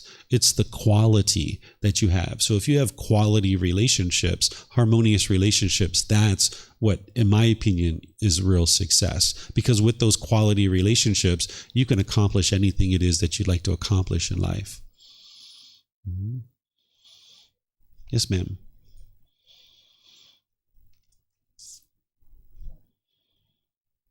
Just takes a second to engage. It's probably on now. Hello. Yep. Hi. I wanted to ask you about what you were saying, memories from past lives. So one of the characteristics of the Buddha is having a comprehensive memory from multiple lives. And if having past lives helps one accumulate this wisdom towards enlightenment, why is it that when we enter a new life, we have that new mind and we don't remember it, and it's a process of remembering our inner wisdom? Like, how come we don't already have it with us when we enter a new life? Sure. So the average being isn't going to have the direct recall of all their different existences and all the wisdom that they accumulated to be able to get to enlightenment by themselves, like an actual Buddha. But you can still have residual memories from your past lives. So it's not just a Buddha that can recall their past lives. Average human beings can recall their past lives too, but they're not going to have the deep, profound memory that a Buddha has. So it would be nice if we were all preloaded with enlightenment and like all this wisdom, but that's just not the way it works. Just like when we were first born, we had to learn how to walk, we had to learn how to talk. This is part of what makes life enjoyable, is that learning and growing and developing and cultivating wisdom is quite fun and quite enjoyable. So we're not preloaded with this wisdom, but as we grow and as we develop in life, we can gain that wisdom. But you need teachers and guides to be able to help you, where a Buddha wouldn't need that help. So we're not preloaded with things. We have free will. We have the ability to cultivate wisdom, which is probably the way you would like it to be. Because if you were preloaded with software that made you think a certain way, and every single person in the world thought that exact same way, then this would probably be a pretty boring world, right? One of the things that makes a world really interesting is that we all have different thoughts. We all have different ways of thinking about things. But in terms of getting to enlightenment, each individual being will have purified their mind and gotten rid of the pollutions, but we'll all have different personalities. The path to enlightenment isn't about making these cookie cutter template human beings where we all do things exactly the same. That's not what it is, but it is purifying the mind and getting to the point where we all function peacefully and harmoniously with each other. But it just doesn't come preloaded, because we all have free will and we need to choose to cultivate that wisdom throughout our life. And then you need teachers and guides to help you to be able to see how to do that. And that's the fun part about having this free will, is that you can cultivate the wisdom that you would like to cultivate. Mm-hmm. Okay, looks like we have another question coming in. Yep.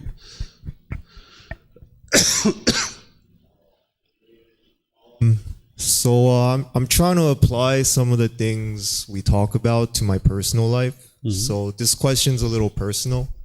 So I teach teenagers at a school. And they're not really well behaved like we are. You know, they're like on their phones, putting on makeup, talking and disrupting the class. And when that happens, I get pissed off. I get mad. You know, I remember I told this girl to put her phone away and she just ignored me. And I told her again and she ignored me again. And I just got pissed. And from what I understand, my problem might be that I'm craving an orderly classroom. Like if the class is orderly, I'm happy. But if it's disorderly, like I feel disrespected, or they don't put their phone away when I tell them to, I get angry. And I don't know if I'm thinking about it correctly, but I guess what I need to do is not crave so much order. But I think one problem is if I have an attitude of like not really caring that much about how orderly the classroom is, then I can't really move the class forward. Mm-hmm. Because, you know, when I'm talking, these two kids are chatting and I have to talk over them. Mm-hmm. And it gets kind of too disorderly. Mm-hmm. So I don't know how to like move forward from like a Buddhist perspective on this problem, because I feel like I get angry too much. Yeah, I would suggest that this is something we should talk about privately. Normally we could talk about it here, but since there's other things for me to share, and this is going to take more time to really talk with you about, if you're able to meet either after class at some point or during the week or something like that, we can sit down and have a nice long conversation, because there's many things that you need to learn.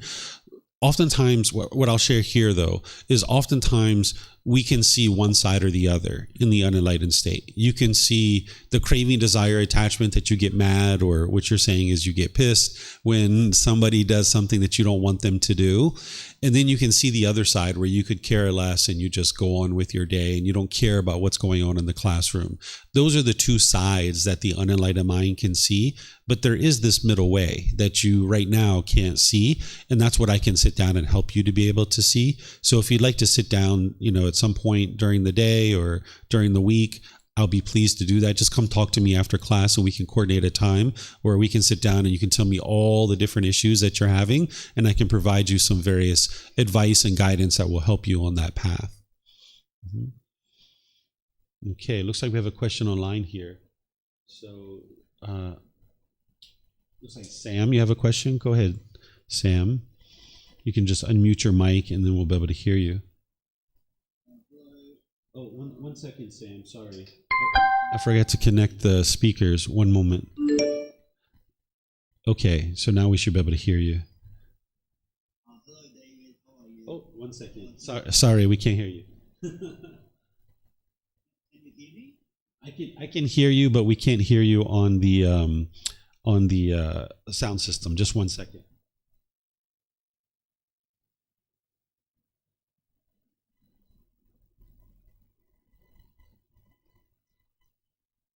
Okay, now we should be able to hear you. Yeah. Can you hear me now, David? Yeah, we sure can. Yes. Thank you, David. Just had a question regarding this concept of God. Does God, Buddhism, right? Does God have, from Buddhist perspective, from Buddhism perspective, does God have any role in our life? Whatever happens, good or bad, suffering or no suffering, does God have any role in this or no? No, he's not the one that's determining whether you suffer or whether you're angry or sad or what you experience in life. Anything that you experience is based on your decisions. God isn't controlling what does or doesn't happen in the world. It's your decisions that lead to any particular result that you're experiencing. And that's why the Buddha didn't put God as a central role in his teachings, but instead it's you cultivating wisdom. Because as long as you lack wisdom and you keep making unwise decisions, you're going to keep experiencing unwholesome results. But when you cultivate wisdom and you make wise decisions, you'll experience wholesome results or wholesome karma. Okay, so in so many other YouTube channels on Buddhism, they say I've come across this concept of no God in Buddhism.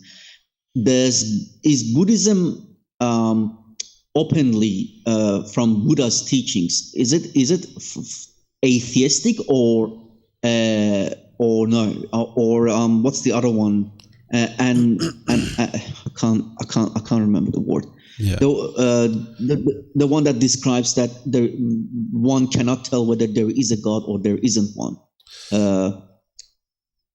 Yeah, the Buddha's goal wasn't to prove or disprove God's existence, but you're going to see many people in the world that say that the Buddha said there is no God or God doesn't exist or any of the or rejected God.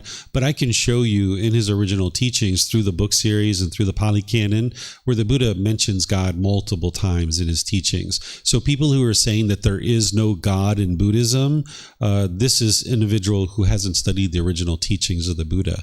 They're not understanding that the Buddha didn't put God as a central role, but he did teach about this being, because this is a being that does exist. And for some people, they've been able to independently verify that this being exists, and it's helpful to know about this being. But whether or not you choose to have a relationship with this being or not, it's up to you. You can get to enlightenment with a relationship with this being or without one. But you need to be able to understand things like this being isn't controlling you, isn't forcing you to do things, and you can't pray to this being and ask this being to produce things for you. These are all things that we're going to study when we get to chapter 18.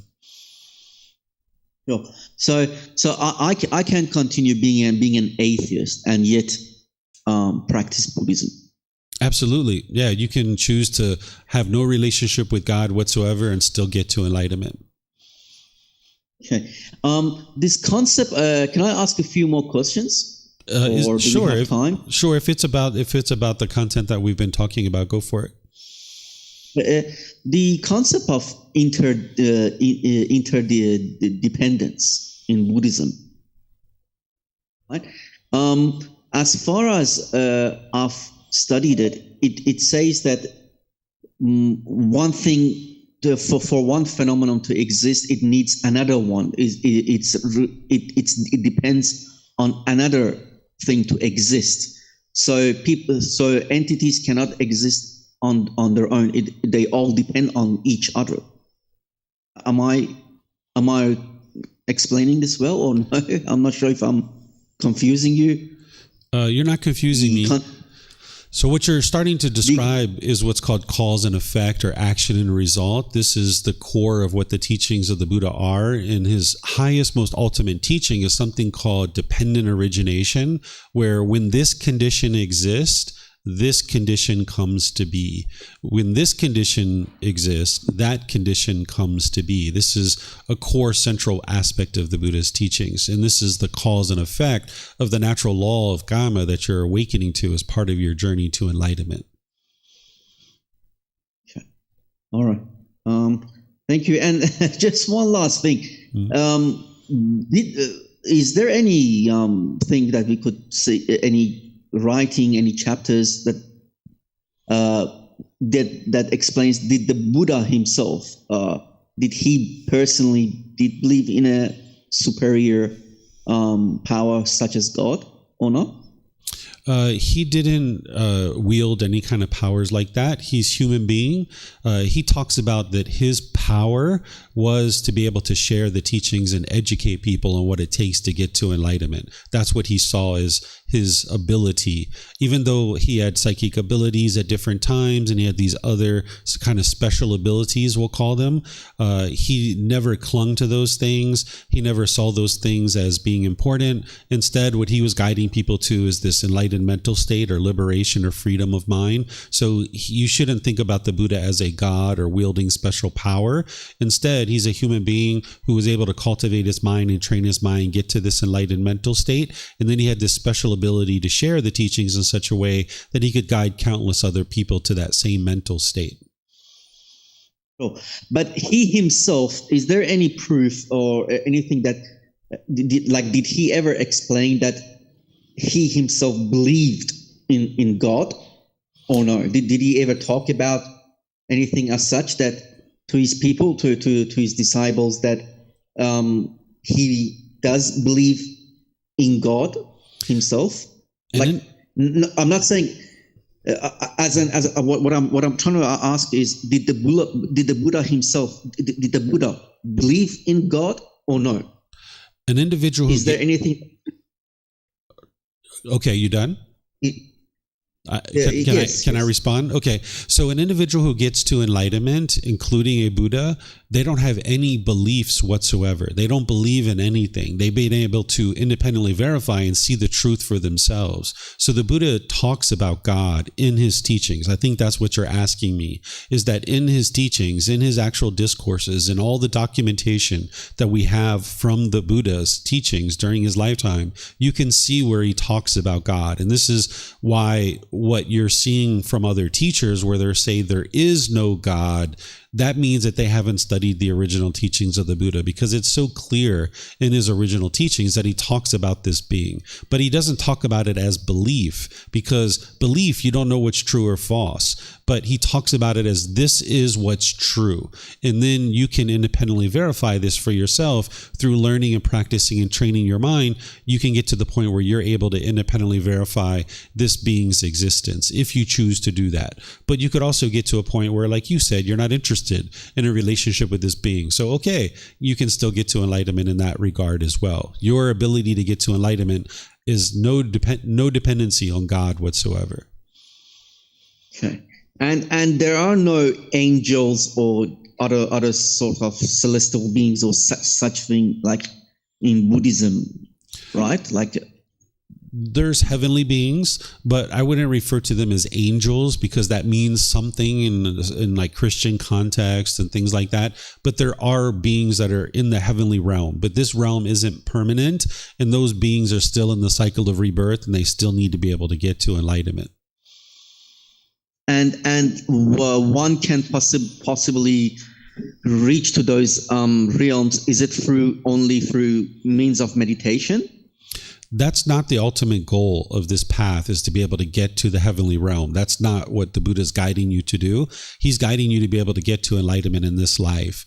The heavenly realm is not the ideal existence, because those beings oftentimes are very complacent. They're still in the cycle of rebirth. It's not a permanent existence. Those beings will be reborn in other realms if they don't get to enlightenment. So the Buddha is not guiding you to be able to get to those realms. It's about cultivating your mind in this life and getting to peace and joy in this life. Okay. And there is like in other religions where it says after death you either go to heaven or hell, where there is burning fire. In Buddhism, we don't have like burning fire as such. Like, well, people get to go to hell and they get burnt. Does Buddhism have such things? There are those. Oh, sorry. So there are 5 realms. The Buddha taught hell, animal, afflicted spirit, the human realm, and the heavenly realm. But he's not using this as a way to guilt, shame, or fear people into learning and practicing his teachings. He's just explaining to you what true reality is. And as you grow and as you develop on the path, these are all things that you can independently verify. So it's not like hell is this ultimate goal that you would like to get to and there's a permanent existence. And it's not like hell is like a punishment and that you're born there and you burn for eternity. That's not what any of this stuff is. The teachings of the Buddha are helping you to get to enlightenment in this life, but there are these 5 realms that beings are being reborn in and out of, but it's not something that I suggest you really approach at the early stages like this. And David, how in Buddhism, how do we define the difference between superstition and reality? And also, what does it mean that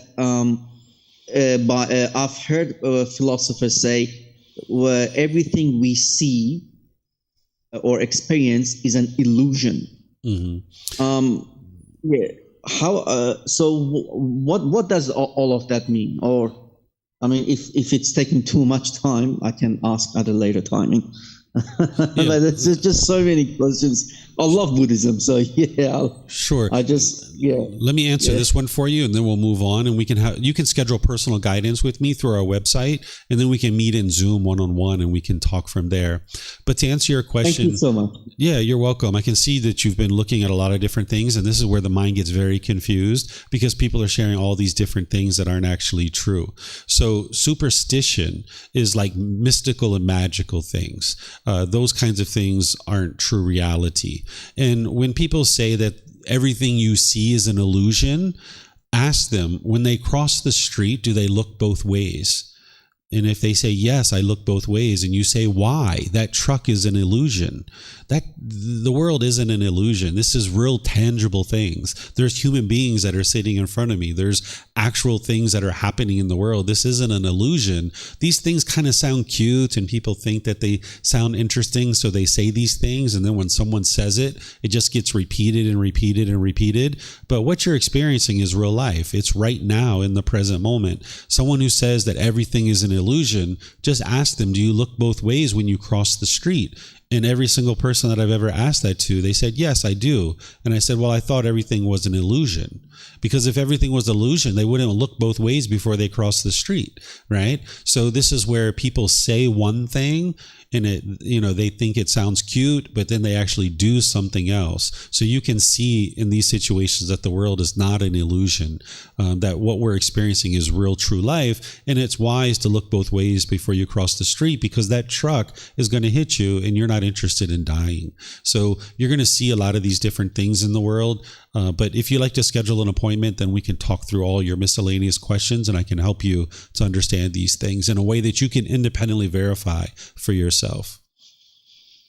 Sure. Thank you. Mm-hmm. Thank you. Thank you. Yeah, you're welcome. Okay. Looks like there's another question here. This is in Zoom. It says, hey, David, what are the next steps after this class? Would you be able to give me some guidance? Okay, so what I'm going to do here is I'm going to now go into some additional things just to help you guys understand what this program is, so that this will answer your question as well as anybody else who's interested in continuing to learn.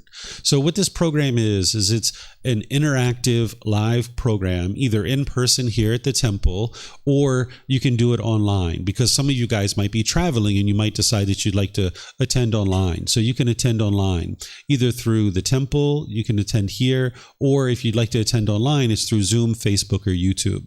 The group learning program is Sunday and Wednesday at either 9 a.m. Thai time or 9 p.m. The only difference is that at 9 a.m. I teach here at the temple with a live audience. At 9 p.m. I teach at home from my home studio, and there's not a live audience. So I'm teaching 2 times a day in order to accommodate all the different time zones across the world. Because right now, the people in Europe are probably sleeping, right? So they're not able to attend the class. So when I teach at night, then it opens it up for all these different time zones. And if you're in like North, Central, or South America, this Sunday morning class is probably like Saturday night for you.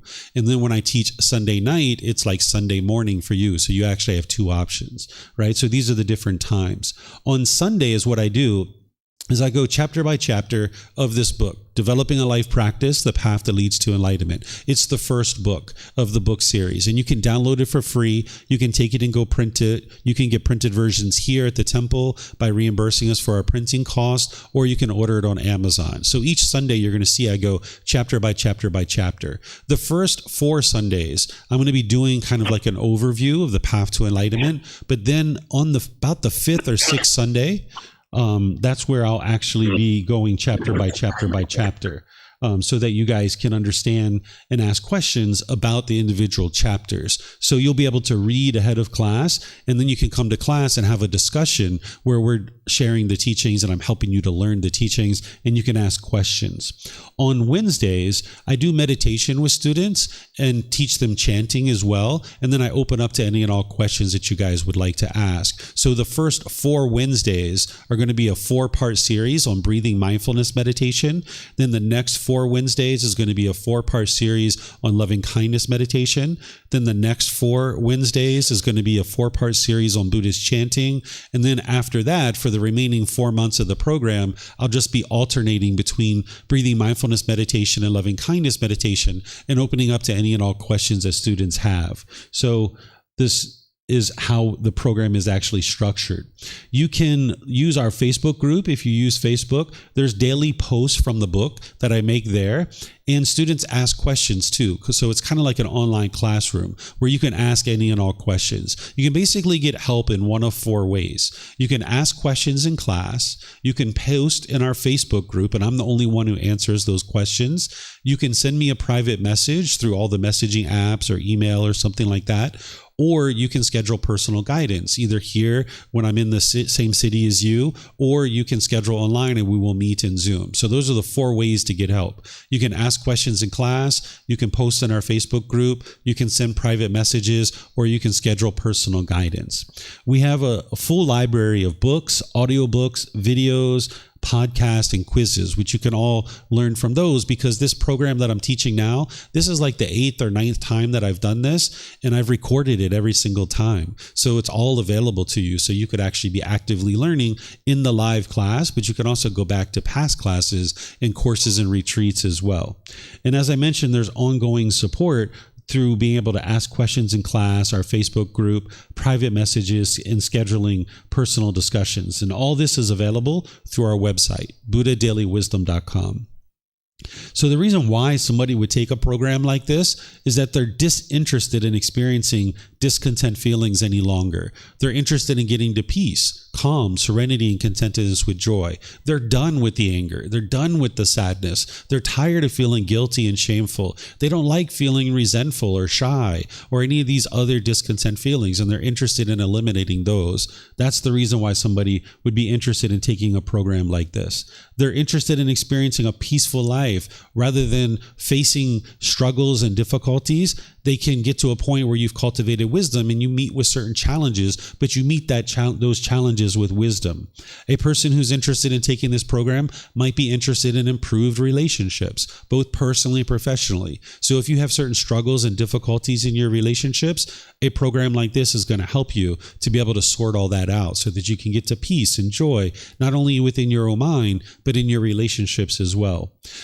A person who's interested in taking this program would be able to experience more focus and concentration and clarity and deeper memory. Through eradicating those pollutions of mind, the mind is going to start performing more optimally.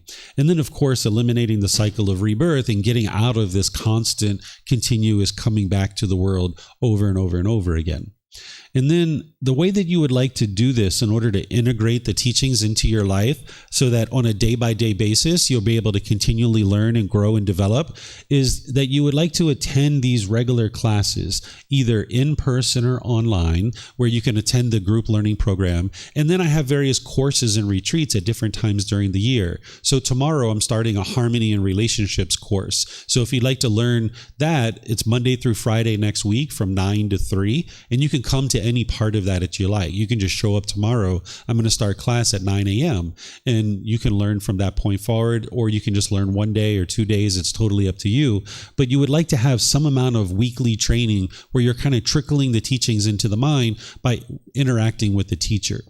Then you'd like to be reading this book about 10 to 20 minutes a day. Even though you might sit down and be interested to read for an hour or two, the content in this book, it's not about just getting to the end of the book and just completing it. It's about learning a little bit and thinking about it, reflecting on it, trying to independently verify that what's being shared with you is true. So you're not reading it like a storybook where you're just trying to hurry up and get to the end.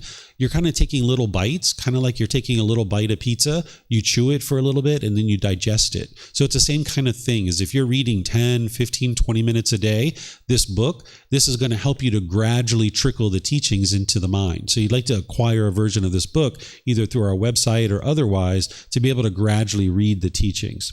Then you would like to develop a practice of generosity where you're giving and sharing with the people around you. This is going to help train your mind to let go. You'll understand this more as we go further in the program.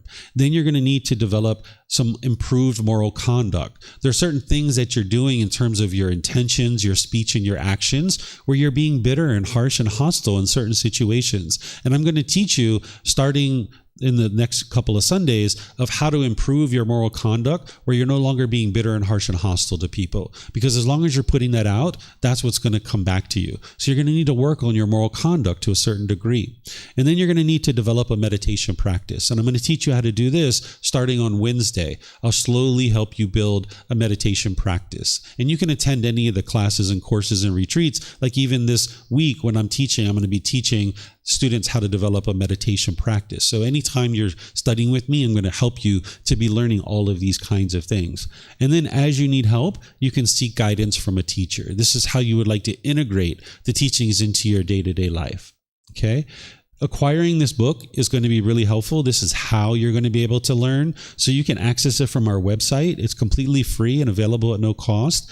You can download it. You can take it and go print it. You can get printed versions here, or you can get it on Amazon if you have access to Amazon. This is the book that's going to be the guide for this program. And by the time we get to the end of the 7 months, I'm going to have walked you through every single aspect of this book. But if you're reading it and coming to class, that's where you're going to be making the most progress. Because there's certain things in the books that I don't teach in the classes. And there's certain things in the classes that I don't teach in the books. So a combination of the two is going to help you to be able to learn what it is that you need to learn. Then what I do, as I mentioned, is I cover 1 chapter per week on Sundays. I gradually walk through, and you can attend either here at the temple or through any of our live streaming or Zoom. Keep in mind that this is an independent study. It's an independent journey, right? It's your journey to enlightenment. I'm a tour guide. I'm pointing out to you the things that you need to learn and the things that you need to understand, but it's you that are the one who's doing the work on a day-to-day basis to be able to learn and practice. You need to retain that responsibility. You're not going to get an email from me or a text message from me that says, hey, did you meditate today? Hey, did you read your book today? No, I'm not going to do that. That's you that needs to be able to do that. I'm going to share with you what you need to do. And then if you do these things gradually, slowly, but surely, you're going to see the improvement. So there's all these resources. But if you're just reading the book and you're just coming to classes and then you're developing your generosity, moral conduct in your meditation, this is what you would like to do. But you can decide what resources you would like to digest. There's a lot of stuff out there. I've done a lot of videos, a lot of podcasts, a lot of audiobook chapters and things like this. So you're going to need to decide what's working best for you and figure out how you would like to digest the content. If you enjoy reading, maybe you do that. If you would prefer the audiobook's available online too. It's free. It's on our YouTube channel, on our podcast. Maybe if English is an additional language for you, you would rather read it in an audiobook version, right? That's actually what I used to do. Even though I wrote this book, when I used to prepare for the classes, I used to listen to the audiobook in order to remind me of what it is that I actually wrote, because you can see it in print and you can hear it at the same time, and it'll help you to actually digest the content. So you can decide for yourself out of all this content what you would like to use. Remember, you're independently verifying the teachings. There's no belief in these teachings whatsoever. So when I'm teaching you each week and when you're reading the book, don't believe any of this stuff. Don't believe anything I share with you. You need to cultivate wisdom. And you do that through learning, investigating, and examining the teachings, reflecting on it to independently verify it and practice it. That's what's going to lead to your wisdom. And then establish your meditation practice of breathing mindfulness meditation and loving kindness meditation. And as you've come across certain things that you've learned in the past, you're going to need to learn how to set this aside, because sometimes you've been learning certain things that are not actually true. And you're not getting rid of your false beliefs and bringing in new beliefs. That's not what you're doing. Whatever you've learned up to this point that brought you to this point, wonderful. But there are certain things that you have in your mind right now that aren't true. If you're getting angry, if you're getting disappointed, if you're getting frustrated and agitated, there are certain things in your mind that aren't actually true. And you're going to need to be willing to let those things go and bring in new wisdom. If you continue to hold on to what it is that you currently think about the world, you'll never get to enlightenment. So for example, if you continue to hold on to the belief that other people are making you angry, you'll never be able to get to enlightenment, because it's not other people that are making you angry. It's your own mind. But if you hold on to that belief, then you'll never get the wisdom to be able to see the truth that it's your own mind that's causing these feelings. So there are certain things that you've been exposed to that when you're learning in a way that you can independently verify and you can cultivate wisdom, you're going to need to set those things aside and bring in this new wisdom. Because there's things that I'm going to teach you that are going to completely conflict with anything you've ever been exposed to before. And that's a very good thing. Because if you're learning from a teacher, that when you're learning from that person, what they're teaching you is all the same stuff you already know, you're in the wrong classroom. You're not learning and you're not growing, and you're not developing. But if you're in a classroom where somebody's sharing something with you that you can independently verify and it's conflicting with what you currently know about the world, this is an opportunity for growth and learning and development. So take that opportunity to ask questions and get clarification, because there's certainly going to be things that are different than what you currently know. And that's a really good thing, because that's an opportunity for you to learn and grow and develop and get closer and closer to this enlightened mental state by awakening to the wisdom that the Buddha shares. Okay?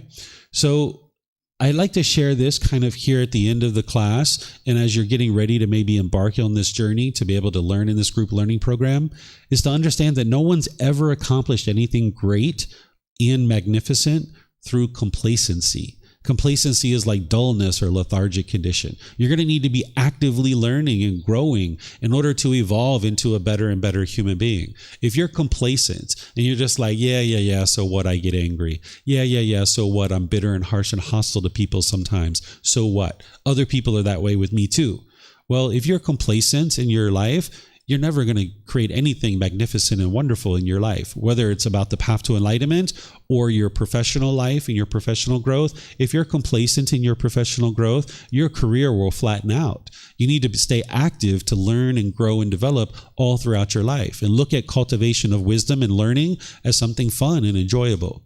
So you're going to get out of this program whatever you put into it. If you decide to learn and grow and develop and read the books and come to classes, seek help, ask questions and these kinds of things, you're going to get a lot of improvement out of these classes. I've had students that have learned with me in just 2 days. They were learning in a 5-day program, and they came in after the 2 days on the third morning and they said, David, I got an email this morning that would have normally shaken me up and I would have been so upset and disappointed, but I read that email and I understood it.